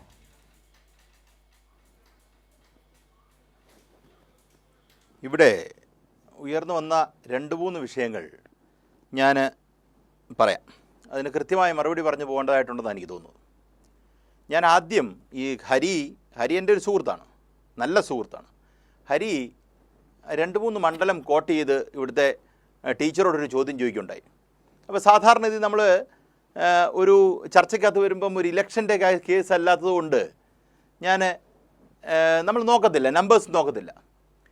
അപ്പോൾ പല ഘട്ടങ്ങളിലും കോൺഗ്രസിനകത്തുനിന്ന് നിയമം എന്ന് പറയുന്ന മണ്ഡലത്തിലേക്ക് പരിഗണിക്കപ്പെട്ടിട്ടുള്ള ആളാണ് ഹരി. കോൺഗ്രസിൽ പലപ്പോഴും പരിഗണിക്കപ്പെട്ടിട്ടുള്ള ആളാണ്. ആ ഹരി ഇന്ന് നിയമത്തിൻ്റെ കാര്യം എന്താ പറയാഞ്ഞേ? ചാത്തന്നൂർ പറഞ്ഞു, കഴക്കൂട്ടം പറഞ്ഞു. ഹരി എന്നെ അങ്ങ് മറന്നുപോയത്. കാര്യം 4% വോട്ട് അവരുടെ അവിടെ കുറഞ്ഞു. അജ്മിഷാദ് അതാ പ്രശ്നം. അപ്പം ഞാൻ നേരത്തെ പറഞ്ഞതുപോലെ അവരുടെ സൗകര്യമുള്ളതേ അവർ പറയത്തുള്ളൂ. ഞാൻ അവർക്ക് ക്രോസ് വോട്ട്, ശിവൻകുട്ടി ജയിച്ചു കഴിഞ്ഞപ്പം തോറ്റു കഴിഞ്ഞപ്പോൾ ആദ്യം പറഞ്ഞ കാര്യം അതാണ്. അത്രയും ടൈറ്റ് മത്സരം നടന്ന സ്ഥലത്ത് കോൺഗ്രസ് തിരിച്ച് വോട്ട് ചെയ്ത് കൊടുത്തുനിന്ന്. അത് ഹരി വളരെ ഡോക്ടറേറ്റ് ഉള്ള ആളാണ്, കുട്ടികളെ പഠിപ്പിക്കുന്ന ആളാണ്. ഹരി അതങ്ങ് മറന്നുപോയി, തമാശയ്ക്ക് മറന്നുപോയതാ. അല്ല, ഞാനങ്ങ് ഓർത്തപ്പോൾ ഒന്ന് പറഞ്ഞതേ ഉള്ളൂ. അല്ല, അതൊന്ന് അറിഞ്ഞിരിക്കണമല്ലോ. കൃത്യമായിട്ട് ആ താല്പര്യം, ആ കണക്കുകൾ ടീച്ചറോട് ചോദിച്ചിട്ട്, ടീച്ചറിൻ്റെ ചിലപ്പോൾ നമ്പർ കാണത്തില്ല, ഞാൻ പെട്ടെന്ന് ഗൂഗിൾ ചെയ്തപ്പം ഞാൻ ഗൂഗിൾ ചെയ്യാൻ കാരണം ഹരി എന്തുകൊണ്ട് നിയമം പറഞ്ഞില്ല എന്ന് ഞാൻ ആലോചിച്ചു. അപ്പോഴാണ് ഞാൻ നിയമത്തിലേക്ക് പോയത്. അപ്പോൾ ഹരിയുടെ ഇന്റൻഷൻ എനിക്ക് മനസ്സിലായി. ബാക്കി വരാം, ഓരോന്നോരോന്ന് പറയാം. നിയമത്തെ തുടങ്ങിയാൽ പോരായിരുന്നു ഹരിക്ക്? അതാ കുഴപ്പം. അപ്പം അത്രേ ഉള്ളൂ. ഞാൻ പറയട്ടെ. ഞാൻ വേണ്ട, ഞാൻ പറയാം. ഞാൻ പറഞ്ഞല്ലോ, ഹരി പറഞ്ഞില്ലല്ലോ, ഞാൻ പറയാം. ഇവിടെ കോർപ്പറേറ്റ് ഫ്രോഡുമായിട്ട് അജിംഷാദ് ഇടപെടില്ല കേട്ടോ ഇടയ്ക്ക് കയറി. ഞാൻ നേരത്തെ പറഞ്ഞേക്കോ. കോർപ്പറേറ്റ് ഫ്രോഡുമായിട്ട് ബന്ധപ്പെട്ട ഒരു കാര്യമാണ്. നോക്കൂ, ഒരു കോർപ്പറേറ്റ് ഫ്രോഡുമായിട്ട് ബന്ധപ്പെട്ട് എല്ലാ എക്സിക്യൂട്ടീവുകളും പറയുന്ന ഒരു കാര്യം എന്താ? എക്സിക്യൂട്ടീവ് ആക്ഷനിലെല്ലാം പറയുന്നത് എവിഡൻസ് എടുത്താലേ കാര്യം നടക്കത്തുള്ളൂ എന്നാണ് പറയുന്നത്. അത് പ്രോസിക്യൂഷൻ പൊതുവെ പറയുന്നൊരു കാര്യമാണ്. നിങ്ങൾ കണ്ടാൽ മനസ്സിലാവും. ഞാൻ നേരത്തെ അരവിന്ദ് കെജ്രിവാളിൻ്റെ കാര്യം പറഞ്ഞു. അരവിന്ദ് കെജ്രിവാളിനെ എന്തിനാ പിടിച്ചകത്തിട്ടത്? തെളിവുണ്ട്, അല്ലെങ്കിൽ ഇദ്ദേഹം വെളിയിലിറങ്ങിയാൽ തെളിവ് നശിപ്പിക്കും. കേസ് വരുമ്പോൾ തെളിവില്ല. അത്രയും ദിവസം അയാളുടെ ആർട്ടിക്കിൾ 21 പ്രകാരമുള്ള ലിബർട്ടി എന്താണ്? അയാളുടെ റൈറ്റ് ടു ലൈഫ് എന്താണ്? ദാറ്റ് ഈസ് ടോട്ടലി സ്കാൻഡേർഡ് അല്ലേ? അബാൻഡൻ ചെയ്യേണ്ട ഒരു അവസ്ഥയിലാണ് നിൽക്കുന്നത്. അതിനെക്കുറിച്ച് ആർക്ക് ഈ പ്രിവെൻറ്റീവായിട്ട് ആളെ വെക്കുക? ആ നേരത്താണ് ഈ വൃത്തികേട് കളികൾ മൊത്തം ഈ രാജ്യത്ത് നടക്കുന്നത്. അതറിയാത്ത ആളാ ഹരിക്ക് അറിയാൻ വയ്യ. ഇതൊക്കെ പറയുന്ന ആരോടായി പറയുന്നത്? രാഹുൽ ഗാന്ധിക്കെതിരെ എത്ര കേസെടുത്തു ഡിഫമേഷന്? രാഹുൽ ഗാന്ധിക്കെതിരെ എത്ര കേസെടുത്തു ഹരി ഡിഫമേഷന്? ആ വിഷയവുമായിട്ട് ബന്ധപ്പെട്ട് എന്തായിരുന്നു നമ്മളിവിടെ നടന്നത്? ഏത് രീതിയിലാണ് ആ കേസുകൾ പോയത്? അത് ആരാ കേസെടുക്കുന്നത്? പോലീസാ FIR ഇടുന്നതാണോ? ആ പോലീസ് FIR ഇടുന്ന BJPയുടെ കീഴിലുള്ള ഒരു സംവിധാനം, ഒരു എക്സിക്യൂട്ടീവ് മര്യാദയ്ക്ക് ഒരു കാര്യം ഫ്രെയിംവർക്ക് ചെയ്യുമെന്നാണോ നിങ്ങൾ വിചാരിക്കുന്നത്? ഒരു FIR പ്രോപ്പറായിട്ട് ഇടുമെന്നാണോ നിങ്ങൾ വിചാരിക്കുന്നത്? ഒരു ചാർജ് ഷീറ്റ് കറക്റ്റായിട്ട് ഉണ്ടാക്കുമെന്നാണോ വിചാരിക്കുന്നത്? ആൾക്കാരെ അതുകൊണ്ടാണ് ഞാൻ കോടിയേരി ബാലകൃഷ്ണൻ്റെ മോൻ്റെ കാര്യം പറഞ്ഞത്. അപ്പോൾ അജിംഷാദ് കയറി ബ്രേക്കിന് പോയി. ഈ പറയുന്ന കാര്യം നോക്ക്. കോടിയേരി ബാലകൃഷ്ണൻ്റെ മോനെതിരെ ഇതെല്ലാം ഇല്ലായിരുന്നോ? അയാളിപ്പോൾ എവിടാ? അയാൾക്കെതിരെയുള്ള ചാർജ് എന്താ? അയാൾക്കെതിരെയുള്ള ശിക്ഷ എന്താ? പക്ഷേ അയാൾ എത്ര ദിവസം ജയിലിൽ കിടന്നു? അങ്ങനെ ജയിലിൽ കിടക്കാൻ പറ്റാത്തതുകൊണ്ടാണെന്ന് ഈ ആൾക്കാർ ഇടപെടുന്നത്. പിന്നെ അടുത്ത ഞാൻ പറഞ്ഞ BJPക്കാരനെ എന്തിനു വിളിച്ചില്ല? BJPക്കാരൻ പറയുന്നതിൻ്റെ കാര്യത്തിൽ എന്തെങ്കിലും സംശയമുണ്ടോ? ഇവിടെ ഹരിക്ക് എന്തേലും സംശയമുണ്ടോ BJPക്കാരൻ എന്താ പറയാൻ പോകുന്നതെന്ന്? എനിക്കൊരു സംശയമില്ല. എൻ്റെ സംശയം കോൺഗ്രസ്സുകാരൻ എന്ത് പറയുന്നതാണ്. കോൺഗ്രസ്സുകാരൻ എന്താ പറയുന്നതെന്ന് അറിയേണ്ടത്. BJPക്കാരൻ പറയുന്നത് എന്താണെന്ന് നമുക്ക് വ്യക്തമായിട്ട് അറിയാം. കോൺഗ്രസ്സുകാരനാണ് 1 2 കൂടെ കൂട്ടുമ്പോൾ 10 എന്ന് പറയുന്നത്. BJPക്കാരൻ പറയാൻ പോകുന്നത് വളരെ കൃത്യമാണ്. അത് പിണറായി വിജയൻ്റെ മോൻ കളിപ്പീരാണ്, കാശ് മേടിച്ചു, ഇതേ പറയത്തുള്ളൂ. പക്ഷെ നിങ്ങൾ ആ രണ്ടും ഇല്ലാത്തടത്ത് നിൽക്കുന്നത്. നിങ്ങൾക്ക് കേന്ദ്രത്തിലൊരു നയം, കേരളത്തിലൊരു നയം, പഞ്ചാബി മറ്റിടത്തൊരു നയം, ഇതാ നിങ്ങൾ പറഞ്ഞുകൊണ്ടിരിക്കുന്നത്. അപ്പം നിങ്ങൾ ഒരിടത്ത് ആദ്യം നിൽക്ക്. അതുകൊണ്ടാണ് നിങ്ങളോട് ചോദിക്കുന്നത്. BJPയുടെ ഇവിടെ ഒരു ഫ്ലോറിൽ വിളിച്ചിരുത്തി BJPക്കാരൻ ഞങ്ങളുടെ കൂട്ടത്തിലുള്ള ഒരാളെ അധിക്ഷേപിക്കാൻ സമ്മതിക്കുന്നില്ലെന്നേ. അതാ കാരണം. അതിൽ കൂടുതൽ കാരണമല്ലോ വേണോ? പിന്നെ അടുത്തത് കേട്ടോ, ഓരോന്ന് പറഞ്ഞിട്ടേ പോകുന്നില്ല ഞാൻ. നിങ്ങൾ വിശ്വാസ്യതയുള്ള ഇന്ത്യ മുന്നണിയുടെ ആൾക്കാർ, നിങ്ങൾ ഇന്ത്യ മുന്നണിയെക്കുറിച്ച് നിങ്ങൾക്ക് സത്യം പറഞ്ഞുണ്ടല്ലോ, നാക്കെടുത്ത് വെളിയിലിടരുത് നിങ്ങൾ ഇന്ത്യ മുന്നണി എന്ന് പറയാൻ. ഞങ്ങൾ CPM-ഉം എല്ലാവരും കൂടെ ഒരുമിച്ച് നിൽക്കുന്നില്ലേ ഇന്ത്യ മുന്നണിയിൽ? ഇന്ത്യ മുന്നണിയിലെ ഏറ്റവും വലിയ കക്ഷിയായ DMK നിങ്ങളെക്കുറിച്ച് എന്താ ഹരി പറഞ്ഞത്? നാണം ഉണ്ടെങ്കിൽ നമുക്ക് മിണ്ടാൻ പറ്റുമോ? പിന്നെ നിങ്ങൾക്ക് കിട്ടിയ സീറ്റിനകത്ത് ഈ ഇന്ത്യ മുന്നണി എന്ന് പറയുന്ന സംവിധാനത്തിനെ പിടിച്ചു നിർത്താനായിട്ട് സഹായിച്ച DMK നിങ്ങൾ പുറകിൽ നിന്ന് കുത്തിയെന്ന് DMKയുടെ നേതാവല്ലേ പറഞ്ഞത്? ഒരു കോൺഗ്രസ്സുകാരൻ്റെ നാവ് വെളി വന്നിട്ടുണ്ടോ? അതിന് ഇതുവരെ വെളിയിലിറക്കിയിട്ടുണ്ടോ? നാക്ക് തൊള്ള തുറക്കാൻ പറ്റത്തില്ല, ആ അവസ്ഥയിലായി അല്ലേ? അപ്പോൾ അവർ പറഞ്ഞുകൊണ്ടിരുന്നത് എന്താ? കേരളം വിട്ടാൽ തമിഴ്നാട് ഉൾപ്പെടെയുള്ള സ്ഥലത്ത് CPM-ന് കിട്ടുന്ന 2 സീറ്റ് രാഹുൽ ഗാന്ധിയുടെ ചെലവിലാണെന്നാണ് ഇവിടുത്തെ കോൺഗ്രസ്സുകാർ ചർച്ച പറഞ്ഞുകൊണ്ടിരുന്നത്. അന്ന് ഞാൻ പറഞ്ഞിട്ടുണ്ട്, നിങ്ങളുടെ ചെലവിലല്ല. നമുക്കവിടെ ഉള്ള വോട്ടിനെ കൂടുതൽ റെസ്പെക്റ്റ് ചെയ്ത് DMKയുടെ കൂട്ടത്തിലാണ് നമ്മൾ നിൽക്കുന്നതെന്ന് നമ്മൾ പറഞ്ഞിട്ടുണ്ട്. അവസാനം നിങ്ങളുടെ വഴിക്ക് പോയി ഇല്ലേ? ഒരു നല്ല വിശ്വാസ യോഗ്യമായ പാർട്ടി. അതിനെക്കുറിച്ച് നിങ്ങൾ എന്തോ പറയുന്നത്? നിങ്ങൾ ഒരാളുടെ കൂട്ടത്തിൽ നിന്ന് ജയിച്ചിട്ട് 2 മന്ത്രിസ്ഥാനം തരാമെന്ന് പറഞ്ഞപ്പോൾ അപ്പുറത്ത് പോയ പാർട്ടിയെക്കുറിച്ച് ഹരിയാണെങ്കിൽ എന്തോ പറയും? ആത്മാർത്ഥമായിട്ട് ഹരി പറ. നിങ്ങൾക്ക് എന്ത് കാരണം അതിനകത്തുള്ളേ? അടുത്തത് എല്ലാം പറഞ്ഞേ പോകുന്നുള്ളൂ. അജിംഷാദ് ഇടയ്ക്ക് ഇടപെട്ട അജിംഷാദിനെ പറപ്പിക്കും ഞാൻ പെട്ടെന്ന്. പിന്നെ അടുത്തത് രമേശ് ചെന്നിത്തല ഇന്ന് പറഞ്ഞിരിക്കുന്നത് എന്താ? രമേശ് ചെന്നിത്തല ഒന്നും അറിഞ്ഞിട്ടേ ഇല്ല. ഇവിടെ കേരളത്തിൽ നടന്ന കാര്യമൊന്നും അറിഞ്ഞിട്ടില്ല. അത് ടീച്ചർ അത് സൂചിപ്പിച്ചു. എന്താ ടീച്ചർ സൂചിപ്പിച്ചത്? സ്റ്റേറ്റ് അഡ്മിനിസ്ട്രേഷൻ അറിയാതെ ഈ പറയുന്ന കാര്യം ഞാൻ ഉറപ്പിച്ച് രമേശ് ചെന്നിത്തലയോട് പറയുന്നു. പോലീസ് ഉറപ്പായിട്ട് പറഞ്ഞിട്ടുണ്ട് രമേശ് ചെന്നിത്തല അറിയാത്തതാ. കാര്യം രമേശ് ചെന്നിത്തലയുടെ കയ്യിലല്ല ആഭ്യന്തരം. കാര്യം കഴിഞ്ഞ ദിവസം ചർച്ചയ്ക്കകത്ത് ഞാനിത് പറഞ്ഞു. പല വകുപ്പുകളിലും കയറി ഇടപെടുന്ന വേറെ ആൾക്കാരാണ്. അതാ വന്ദേ മാതരമായിട്ട് ചേർത്ത് വായിച്ചാൽ മതി. രമേശ് ചെന്നിത്തല കേൾക്കുന്നുണ്ടെങ്കിൽ സാറാ അറിയാത്തത് ബാക്കിയുള്ളവരൊക്കെ അറിഞ്ഞിട്ടുണ്ട് ആഭ്യന്തര വകുപ്പിലെ കാര്യം. അടുത്ത ഒറ്റ കാര്യം പറഞ്ഞ് ഞാൻ അവസാനിപ്പിക്കാം. ഈ RCWC ഒക്കെ പറഞ്ഞല്ലോ ഇപ്പം ലിസ്റ്റ് എഴുതി വെക്കുന്നത്. അതിന് കുഞ്ഞാലിക്കുട്ടി സാഹിബ് പറഞ്ഞു പൈസ വാങ്ങിച്ചിട്ടുണ്ട്. എനിക്ക് തോന്നുന്നു കുഞ്ഞാലിക്കുട്ടി സാഹിബ് പറഞ്ഞു എന്നാണ് എൻ്റെ ഓർമ്മ. ഇല്ലെങ്കിൽ ഞാൻ വിഡ്രോ ചെയ്യാൻ തയ്യാറാണ്. രമേശ് ചെന്നിത്തല എന്തായാലും പറഞ്ഞിട്ടുണ്ട് പാർട്ടിക്ക് വേണ്ടി പിരിവ് നടത്തിയിട്ടുണ്ട്. പറഞ്ഞിട്ടുണ്ട് രമേശ് ചെന്നിത്തല. ഇതുമായി ബന്ധപ്പെട്ട അന്നത്തെ ചർച്ചയ്ക്കകത്ത് ഞാൻ ചോദിച്ചു, രമേശ് ചെന്നിത്തലയ്ക്ക് എങ്ങനെയാ പൈസ കിട്ടിയത്? അക്കൗണ്ടിലേക്കാണോ പൈസ വന്നത്? ആ അക്കൗണ്ട് ഡീറ്റെയിൽസ് ഇങ്ങ് പുറത്തുവിട്. അന്തസ്സും അഭിമാനം ഉണ്ടേ പുറത്തുവിട്. രാഷ്ട്രീയത്തിൽ എന്തെങ്കിലും മൊറാലിറ്റി ഉണ്ടെങ്കിൽ നിങ്ങൾ പുറത്തുവിട്. പിണറായി വിജയൻ പറഞ്ഞിരിക്കുന്നത് പിണറായി വിജയൻ അല്ല PV എന്നാ. അപ്പോൾ അദ്ദേഹം അക്കൗണ്ട് നിങ്ങളെ കാണിക്കേണ്ട കാര്യമില്ല. നിങ്ങൾ പൈസ വാങ്ങിച്ചിട്ടുണ്ടെന്ന് രമേശ് ചെന്നിത്തല ഈ സമൂഹത്തിലുള്ളവരോട് ഡിക്ലെയർ ചെയ്ത കാര്യമാണ്. അങ്ങനെയാണെങ്കിൽ നിങ്ങൾക്ക് കിട്ടിയ പൈസ ഏത് അക്കൗണ്ടിൽ കിട്ടി, എപ്പോൾ കിട്ടി, എങ്ങനെ കിട്ടി? നിങ്ങൾക്ക് കിട്ടിയതിനെ കുറിച്ച് കണക്ക് കൃത്യമായിട്ട് പാർട്ടിയുടെ അക്കൗണ്ടിലോട്ടാണോ വന്നതെന്ന് KPCCയുടെ കണക്ക് വിട്ടാൽ പോരെ? നിങ്ങൾ വിടത്തില്ല. അന്നോട്ട് ഞാൻ ചോദിക്കുക, നിങ്ങൾക്ക് ഇത് വിട്ടുകൂടെയെന്നു. ഞാൻ ചോദിച്ചതിന് ന്യായം ഉണ്ടോ ഇല്ലയോ? അപ്പോൾ ചുരുക്കത്തിൽ പറഞ്ഞാൽ നിങ്ങളുടെ കാര്യത്തിലേക്ക് വരുമ്പം നിങ്ങൾക്ക് പാർട്ടിക്ക് വേണ്ടിയാണ് മേടിച്ചത്. പാർട്ടിക്ക് ആര് വാങ്ങിച്ചു, എപ്പോൾ വാങ്ങിച്ചു, എത്ര രൂപ വാങ്ങിച്ചു, എങ്ങനെ വാങ്ങിച്ചു, അതിനൊന്നും മറുപടി പറയണ്ട. നിങ്ങളോട് കേരളത്തിലെ ഒരു മാധ്യമ പ്രവർത്തകനും ഇങ്ങനൊരു ചോദ്യം ചോദിക്കത്തില്ല. അപ്പം നിങ്ങൾക്ക് സുഖമാണ്. ബാക്കിയല്ല ഇപ്പുറത്ത് നിന്നാൽ ഏത് വിരുന്നുകാർ വന്നാലും കോഴിക്ക് കിടക്കപ്പുറത്തില്ലെന്ന് പറഞ്ഞ പോലെ നമ്മൾ മറുപടി പറഞ്ഞുകൊണ്ടിരിക്കുക. ഇതാണ് ഇവിടെ സംഭവിക്കുന്നത്. ഞാൻ നിർത്തി. ഇനി അജിംഷാദ് എവിടെ വേണേ പോകും. ശരി. ശ്രീ M. ജയചന്ദ്രൻ, ദേശീയ തലത്തിലും കേരളത്തിലും കോൺഗ്രസ് അതിൻ്റെ സങ്കുചിതമായ രാഷ്ട്രീയത്തെ ഒരിക്കൽ കൂടി ബോധ്യപ്പെടുത്തുന്നു എന്നുള്ളതാണ്. അത് ഏറ്റവും ഒടുവിൽ RC രമേശ് ചെന്നിത്തല ആഭ്യന്തരമന്ത്രി എന്ന നിലയിലുള്ള കേന്ദ്രത്തിൻ്റെ പ്രവൃത്തി അറിഞ്ഞില്ല എന്ന്, കേന്ദ്ര ഏജൻസികളുടെ പ്രവൃത്തി അറിഞ്ഞില്ല എന്ന് പറഞ്ഞതടക്കം, നേരത്തെ VD സതീശൻ വന്ദേമാതരം മുഴുവനായി ചൊല്ലുന്നത് അറിഞ്ഞില്ല എന്ന് പറഞ്ഞതുപോലെ, റോജി M. ജോൺ ഗവർണറുമായി ഇനിയൊരു പോരിനില്ല എന്ന് പറഞ്ഞതുപോലെ, VD സതീശൻ ഇവിടെ നിന്നും ദില്ലിയിലേക്ക് പോകുമ്പോൾ മാധ്യമപ്രവർത്തകരുടെ ചോദ്യത്തിന് അത് ഇപ്പോൾ പറഞ്ഞാൽ എങ്ങനെയിരിക്കും എന്നൊരു പ്രത്യേക കോണിട്ട ചിരിയുമായി ദില്ലിയിലേക്ക് പോയത്. ഇന്ന് കേന്ദ്ര ആഭ്യന്തരമന്ത്രി അടക്കമുള്ളവരുമായി ദില്ലിയിൽ ചർച്ച നടത്തുന്ന ഈ വേളയിൽ തന്നെ ഇവിടെ റെയ്ഡ്. ഇതിലൊക്കെ കൂട്ടി വായിക്കുന്ന രാഷ്ട്രീയമുണ്ടോ ശ്രീ M. ജയചന്ദ്രൻ? പിന്നെ ഇപ്പോ വന്നിട്ടുണ്ടല്ലോ EDയുടെ നടന്ന റെയ്ഡ് 12 ഇടങ്ങളിൽ. ആരാണ് അതിന് കേസ് കൊടുത്തത് എന്നുള്ളൊരു ചോദ്യമില്ലേ? ഹൈക്കോടതിയിൽ എങ്ങനെയാണ് ഈ കേസ് വന്നത് എന്നുള്ള ചോദ്യമില്ലേ? ഞാൻ തുടക്കത്തിൽ പറഞ്ഞല്ലോ, ആദ്യഘട്ടത്തിൽ പറഞ്ഞല്ലോ, ഈ 73 കോടി രൂപ ഞങ്ങൾ ബിസിനസ് പ്രൊമോഷനായി ചെലവാക്കിയത് എന്ന് CMR പറഞ്ഞു. എവിടെ? ഇന്ററിം സെറ്റിൽമെന്റ് ബോർഡിൽ. അപ്പൊ അതങ്ങനെ തീർപ്പാക്കി തരണം എന്നും പറഞ്ഞു. 135 കോടി.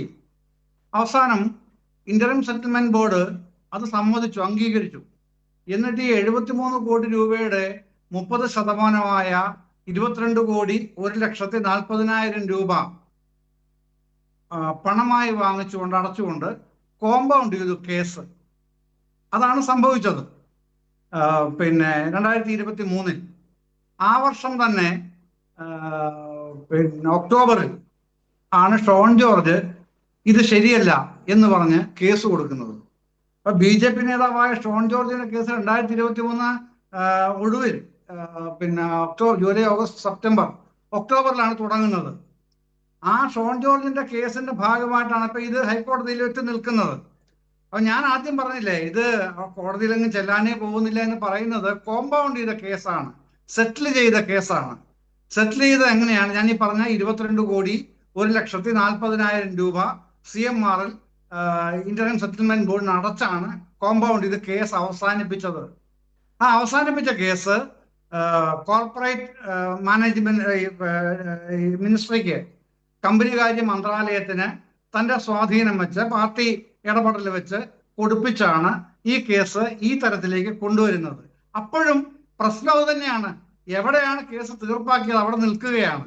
അതൊരു കാര്യം. രണ്ടാമത്, ഈ കേസ് ഷോൺ ജോർജ് കേസ് കൊടുത്തു എന്ന് പറഞ്ഞല്ലോ, അതിന് പിന്നാലെയാണല്ലോ ഇവിടെ മാത്യു കുഴൽനാടന്റെ കേസ് കഴിഞ്ഞ വർഷം തീരുമാനമായി ഹൈക്കോടതി പറയുന്നത് മേലെ ഇത്തരം സാധനം കൊണ്ട് ഇങ്ങോട്ട് കയറിയേക്കരുത് എന്ന് പറയുന്നത്.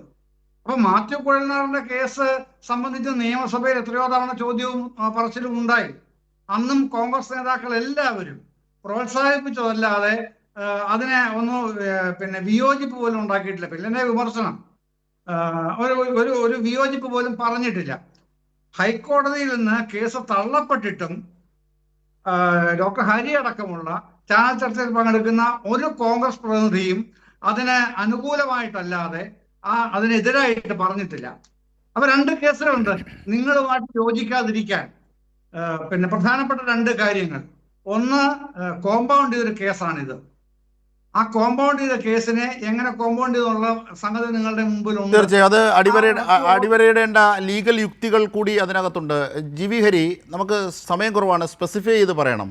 ഇത്രയേറെ കോടതിയിൽ മാത്യു കുഴൽനാടൻ അടക്കമുള്ളവർക്ക് തിരിച്ചടി കിട്ടിയ ഒരുപാട് മെറിറ്റുകൾ ഇവിടെ നമ്മൾ ഉടനീളം ചർച്ച ചെയ്തു. ഇനി വീണ്ടും അതിലേക്ക് പോകേണ്ടതില്ല. ഒറ്റക്കാര്യം നമുക്ക് സ്പെസിഫൈ ചെയ്യാം. എന്തുകൊണ്ട് ഇത്രയേറെ മെറിറ്റ് ഉണ്ടായിട്ടും ഈ RC വാങ്ങിയതിനെ സംബന്ധിച്ച് ആ ഫണ്ട് എങ്ങനെയാണ്, രമേശ് ചെന്നിത്തല ഓൺ ചെയ്തതാണ്, അത് എങ്ങനെയാണ് വാങ്ങിയത് എന്നതിനെ സംബന്ധിച്ച് ദുരൂഹത തീർക്കാൻ താല്പര്യം കോൺഗ്രസിനും ഇല്ലാത്തത്? അതെന്താണ് കോൺഗ്രസ് ഇപ്പോഴും പറയാത്തത്? അതാണ് ഇവിടെ ചോദ്യം ഉന്നയിച്ചതാണ്. മറുപടി പറയാം. അതിന് മുമ്പ് 2-3 കാര്യങ്ങളുണ്ട്. അതിനകത്ത് ഒരു കാര്യം പറയാതെ മുന്നോട്ട് പോകാൻ പറ്റത്തില്ല. അതിനകത്ത് ഇപ്പോൾ ടീച്ചർ പറഞ്ഞല്ലോ, ഞങ്ങൾ ഇപ്പോഴും അപലപിക്കുന്നില്ല. ടീച്ചർ ഞങ്ങൾ അപലപിക്കുന്നുണ്ട്. അത് ഞങ്ങൾ അപലപിച്ചേനെ. ടീച്ചറിൻ്റെ പേരിലൊരു കേസ് വന്നിരുന്നെങ്കിൽ, ശ്രീ പിണറായി വിജയനെതിരെ ഒരു കേസ് വന്നിരുന്നെങ്കിൽ, ശ്രീ വീണാ വിജയനെതിരെ കേസ് വരുന്നതിന് അപലപിക്കേണ്ട കോൺഗ്രസിന് ഒരു കാര്യമില്ല, ഒരു ഉത്തരവാദിത്വമില്ല, CPM-നും ഇല്ല എന്നാണ് ഞങ്ങൾ വിശ്വസിക്കുന്നത് അടിസ്ഥാനപരമായിട്ട്. അപ്പം ഞങ്ങളെ സംബന്ധിച്ചിടത്തോളം ഈ കേസ് കേരളത്തിലെ ഏതെങ്കിലും ഒരു രാഷ്ട്രീയക്കാർക്കെതിരായിട്ടാണ് ഈ കേസ് വന്നിരുന്നെങ്കിൽ അതിനകത്ത് രാഷ്ട്രീയ പ്രേരിതമായിട്ടാണ് ഇത് ചെയ്തതെന്ന് പറയാനായിട്ട് റോബർട്ട് വധരയ്ക്കെതിരെ വരുന്ന കേസ് പറഞ്ഞോളൂ, പറയുന്നേക്കൂ. അപ്പോൾ ഇതിനകത്ത് അങ്ങനെ ഒരു കാര്യം റോബർട്ട് പറയാൻ ആഗ്രഹിക്കുന്ന ഒരു കാര്യം, ഇപ്പോൾ ഇവിടെ ലാൽ ഇവിടെ പറഞ്ഞ ചില കാര്യങ്ങളുണ്ട്. ലാലിന് ടീച്ചറും പറഞ്ഞു അത്. അതായത് ഞങ്ങൾ മനഃപൂർവ്വം ഒന്നും പറയുന്നില്ല, ഞങ്ങൾ അറിഞ്ഞില്ല എന്ന് പറയുന്നത് വെറുതെയാണെന്നുള്ളത്. ലാൽ ആദ്യം മനസ്സിലാക്കേണ്ടത്, അങ്ങ് ഒരു നിയമവിദഗ്ധൻ കൂടിയാണല്ലോ, അങ്ങ് പറഞ്ഞല്ലോ ഈ ED എന്ന് പറയുന്നത് കേന്ദ്ര ഗവൺമെൻറ്റുമായി ബന്ധപ്പെട്ടൊരു സംവിധാനത്തിനകത്ത് പ്രത്യേകമായ സ്റ്റാറ്റ്യൂട്ടറി നിയമങ്ങൾക്കനുസരിച്ച് ഉണ്ടാക്കിയിരിക്കുന്ന ഒരു സംവിധാനമാണ്. മണി ലോണ്ടറിംഗ് ആണ് അവരുടെ ഏറ്റവും പ്രധാനപ്പെട്ട കാര്യം. അവരിവിടെ റെയ്ഡ് നടത്തുമ്പോഴോ അറസ്റ്റ് നടത്തുമ്പോഴോ സംസ്ഥാന സർക്കാരിൻ്റെയോ പോലീസിൻ്റെയോ ആവശ്യമൊന്നും അവർക്കില്ല. അവരോട് അറിയിക്കേണ്ട കാര്യമില്ല. നിയമപരമായി എടുത്ത് പരിശോധിച്ച് നോക്കുക, നമുക്കറിയാമല്ലോ. അതുമായി ബന്ധപ്പെട്ടത് ഉണ്ടാക്കിയിരിക്കുന്ന സ്റ്റാറ്റ്യൂട്ട്സ് എടുത്ത് നോക്ക്, അതിനകത്ത് കൃത്യമായിട്ട് പറഞ്ഞിട്ടുണ്ട്. ആവശ്യമുണ്ടെങ്കിൽ അവർക്ക് ഇവിടെ സേവനം വേണം. ലാൽകുമാർ എന്തോ കൈയ്യുന്നു ഒരു പോയിന്റ് ഓഫ് ഓർഡർ പോലെ ഒന്ന് കൊടുക്കാം. ശരിയല്ല, പോയിന്റ് ഓഫ് ഓർഡർ ഇല്ല, ഞാൻ വഴങ്ങുന്നില്ല, തൽക്കാലം കേക്ക്. അപ്പോൾ ഇതിനകത്ത് ഏറ്റവും പ്രധാനപ്പെട്ട ഒരു കാര്യം എന്ന് പറയുന്നത്, നമ്മൾ മനസ്സിലാക്കേണ്ട ഒരു കാര്യം, ഇവിടെ പോലീസ് ഇടപെട്ടത് ഏത് സാഹചര്യത്തിലാണ്? ഇവിടെ ജനം കൂടിയപ്പോഴാണ്.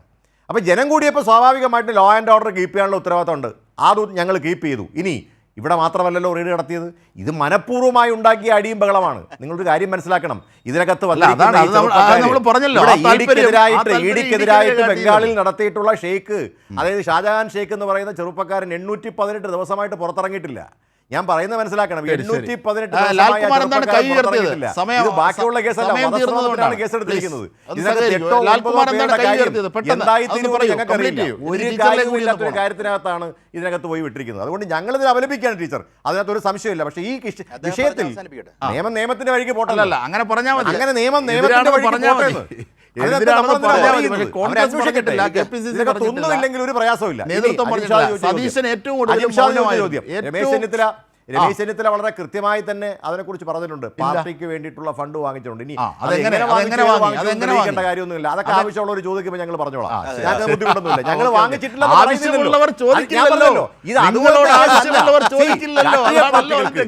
രാഷ്ട്രീയ പാർട്ടികൾക്ക് സംഭാവനകൾ സ്വീകരിക്കുന്നതിന് ഒരു പ്രയാസമില്ല. രമേശ് ചെന്നിത്തല വീട്ടിലത്തേക്ക് വേണ്ടിയിട്ടല്ല അത് വാങ്ങിയത്.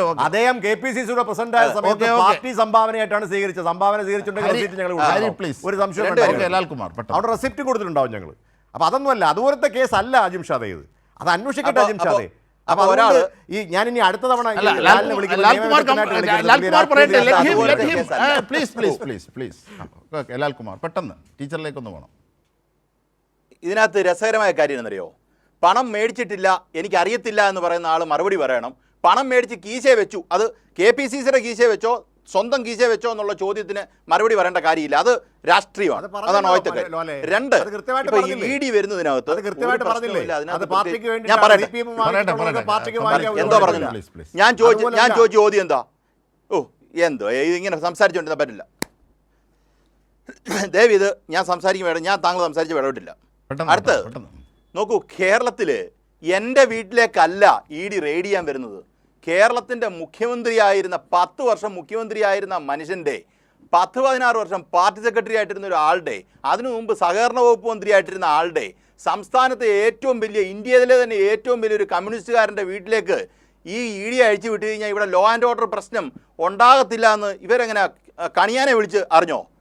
കോമൺ സെൻസ് ഉള്ള ഏത് മനുഷ്യനും അറിയാൻ പറ്റും ലോ ആൻഡ് ഓർഡർ പ്രശ്നം ഉണ്ടാവുമെന്ന്. അതുകൊണ്ടാണ് സ്റ്റേറ്റിനെ ഇൻഫോം അതാണ് അതിന്റെ കൃത്യമായ കാരണം. അതുകൊണ്ടാണ് സ്റ്റേറ്റ് എന്റെ പുറകെ വരുവാനാ അത് രമേശ് ചെന്നിത്തല എന്നുള്ളതല്ല, അതാണ് ഉത്തരം.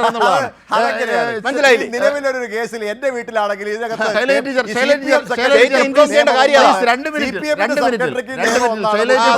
കോൺഗ്രസ് ഇപ്പോഴും പറയുന്ന ഈ വാദങ്ങൾ വിശ്വസനീയമാണോ? അവരുടെ രാഷ്ട്രീയമായ പല വിധത്തിലുമുള്ള കാപട്യങ്ങളെ മറയ്ക്കാൻ ഈ കാണിക്കുന്ന സർക്കസ് എക്സർസൈസ്, അവരുടെ വാക്കുകൾ പറഞ്ഞാൽ എന്തൊക്കെയാണ് ബോധ്യമാകുന്നത്? ചുരുക്കി. അതെ അതെ, ഇത് നാട്ടിലെ ജനങ്ങൾക്ക് തന്നെ മനസ്സിലാവുമല്ലോ. ഇപ്പം ബഹുമാന്യനായിട്ടുള്ള RC എന്ന് പറഞ്ഞത് ഞങ്ങൾ വാങ്ങി എന്ന് അദ്ദേഹം തന്നെ പറയുന്നു, കുഞ്ഞാലിക്കുട്ടി സാഹിബ് പറയുന്നു. ഞാൻ പറയുന്നത് ഒരു 10 ലക്ഷം CPM-ന് വേണ്ടിയിട്ടാണ് CMR-ൽ ഇങ്ങനെ കൊടുത്തത് എന്ന് കണക്കെഴുതി വെച്ചത് ആ കൂട്ടത്തിലുണ്ടായിരുന്നെങ്കിൽ PV ഞാനല്ല എന്ന് സഖാവ് പിണറായി പറഞ്ഞു.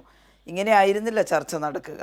ഇത്രയും വലിയ തുക കോർപ്പറേറ്റുകളിൽ നിന്ന് വാങ്ങിയത് അവർക്ക് എന്തെങ്കിലും സഹായം ചെയ്തു കൊടുക്കാനാണോ എന്നെല്ലാമുള്ള ചോദ്യങ്ങളല്ലേ അതിൻ്റെ പിന്നാലെ വരിക. പക്ഷേ ഇതൊരു വിഷയമേ അല്ലാത്ത പോലെയല്ലേ പറയുന്നത്. വലിയൊരു തുക പാർട്ടി ഫണ്ട് വാങ്ങി, അതിനെന്താ കുഴപ്പമെന്നുള്ളതാണ്. ബാക്കി അവരുടെ പാർട്ടിക്കാർ ചോദിക്കട്ടെ, ആ വാങ്ങിയ തുക എവിടെ പോയി, എങ്ങനെ, എന്തിനു വേണ്ടി ചെലവഴിച്ചു എന്നുള്ളത് ചോദിക്കട്ടെ. ഞാനതിലേക്ക് പോകുന്നില്ല എന്നുള്ളതാണ്. ഇത് വീണക്കെതിരായിട്ടുള്ള ഒരു കേസ് മാത്രമല്ല, പിണറായി വിജയൻ്റെ വീടാണ് റെയ്ഡ് ചെയ്യുന്നത്. മാത്രമല്ല പറയുന്നിടത്തെല്ലാം പറയുന്നത് പിണറായി വിജയൻ്റെ മകൾ വീണ എന്ന് തന്നെയാണ്. അപ്പോൾ ആത്യന്തികമായി EDയുടെ ലക്ഷ്യം വീണ മാത്രമല്ല എന്നുള്ളതാണ് സാധാരണ ആളുകൾക്കെല്ലാം തോന്നുന്ന ഒരു കാര്യം. അതുകൊണ്ട് തന്നെയാണ് ശക്തമായിട്ടുള്ള പ്രതിഷേധം ഉയരുന്നത്.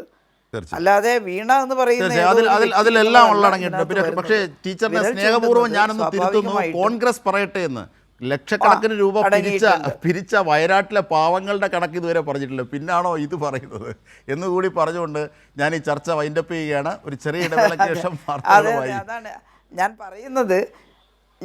പറയുന്നത്. അതെ, ഒരു കാര്യം കൂടി ഇന്ന് സഖാവ് MA ബേബിക്കും വൃന്ദ കാരാട്ടിനും ഒക്കെ എതിരായിട്ട് നടത്തിയ ആ ഒരു വല്ലാത്തൊരു സംഭവം ഉണ്ടല്ലോ, അതിശക്തമായിട്ട് അതിനെ എതിർക്കുകയാണ്, അപലപിക്കുകയാണ്. ഈ നാട്ടിലെ ജനങ്ങളത് കാണണം എന്ന് ഈ ജനങ്ങളോട് അഭ്യർത്ഥിക്കുകയാണ്. അതുകൊണ്ട് ഈ കേന്ദ്ര ഗവൺമെൻറ്റിൻ്റെ ED വഴിയുള്ള ഇടപെടലിനെ അതിനെ അപലപിക്കാൻ കോൺഗ്രസ്സിന് കഴിഞ്ഞില്ലെങ്കിൽ ഞാൻ നേരത്തെ പറഞ്ഞതുപോലെ തന്നെ പറയുകയാണ്, ഇതൊരു ചെറിയ പ്രശ്നമല്ല. ഈ നാട്ടിലെ ജനങ്ങളെങ്കിലും അത് മനസ്സിലാക്കണം. CPM-നെ ആക്രമിച്ച് കീഴടക്കുക എന്നുള്ള കേവല ആനന്ദം ഇതിൻ്റെ പുറകെ ഉണ്ടായാൽ നശിക്കാൻ പോകുന്നത് നമ്മുടെ നാടിൻ്റെ സമാധാനം തന്നെയാണ് എന്ന് ഓർമ്മിക്കാൻ ജനങ്ങൾക്ക് സാധിക്കണം. അതെ, തീക്കൊള്ളി കൊണ്ട് തലചൊറിയും പോലെയാണ് എന്ന് സാരം. എന്തായാലും ചർച്ചയിൽ പങ്കെടുത്തവർക്കൊക്കെ നന്ദി. ന്യൂസ് ആൻഡ് ന്യൂസിലൂടെ പൂർണ്ണമാകുന്നു.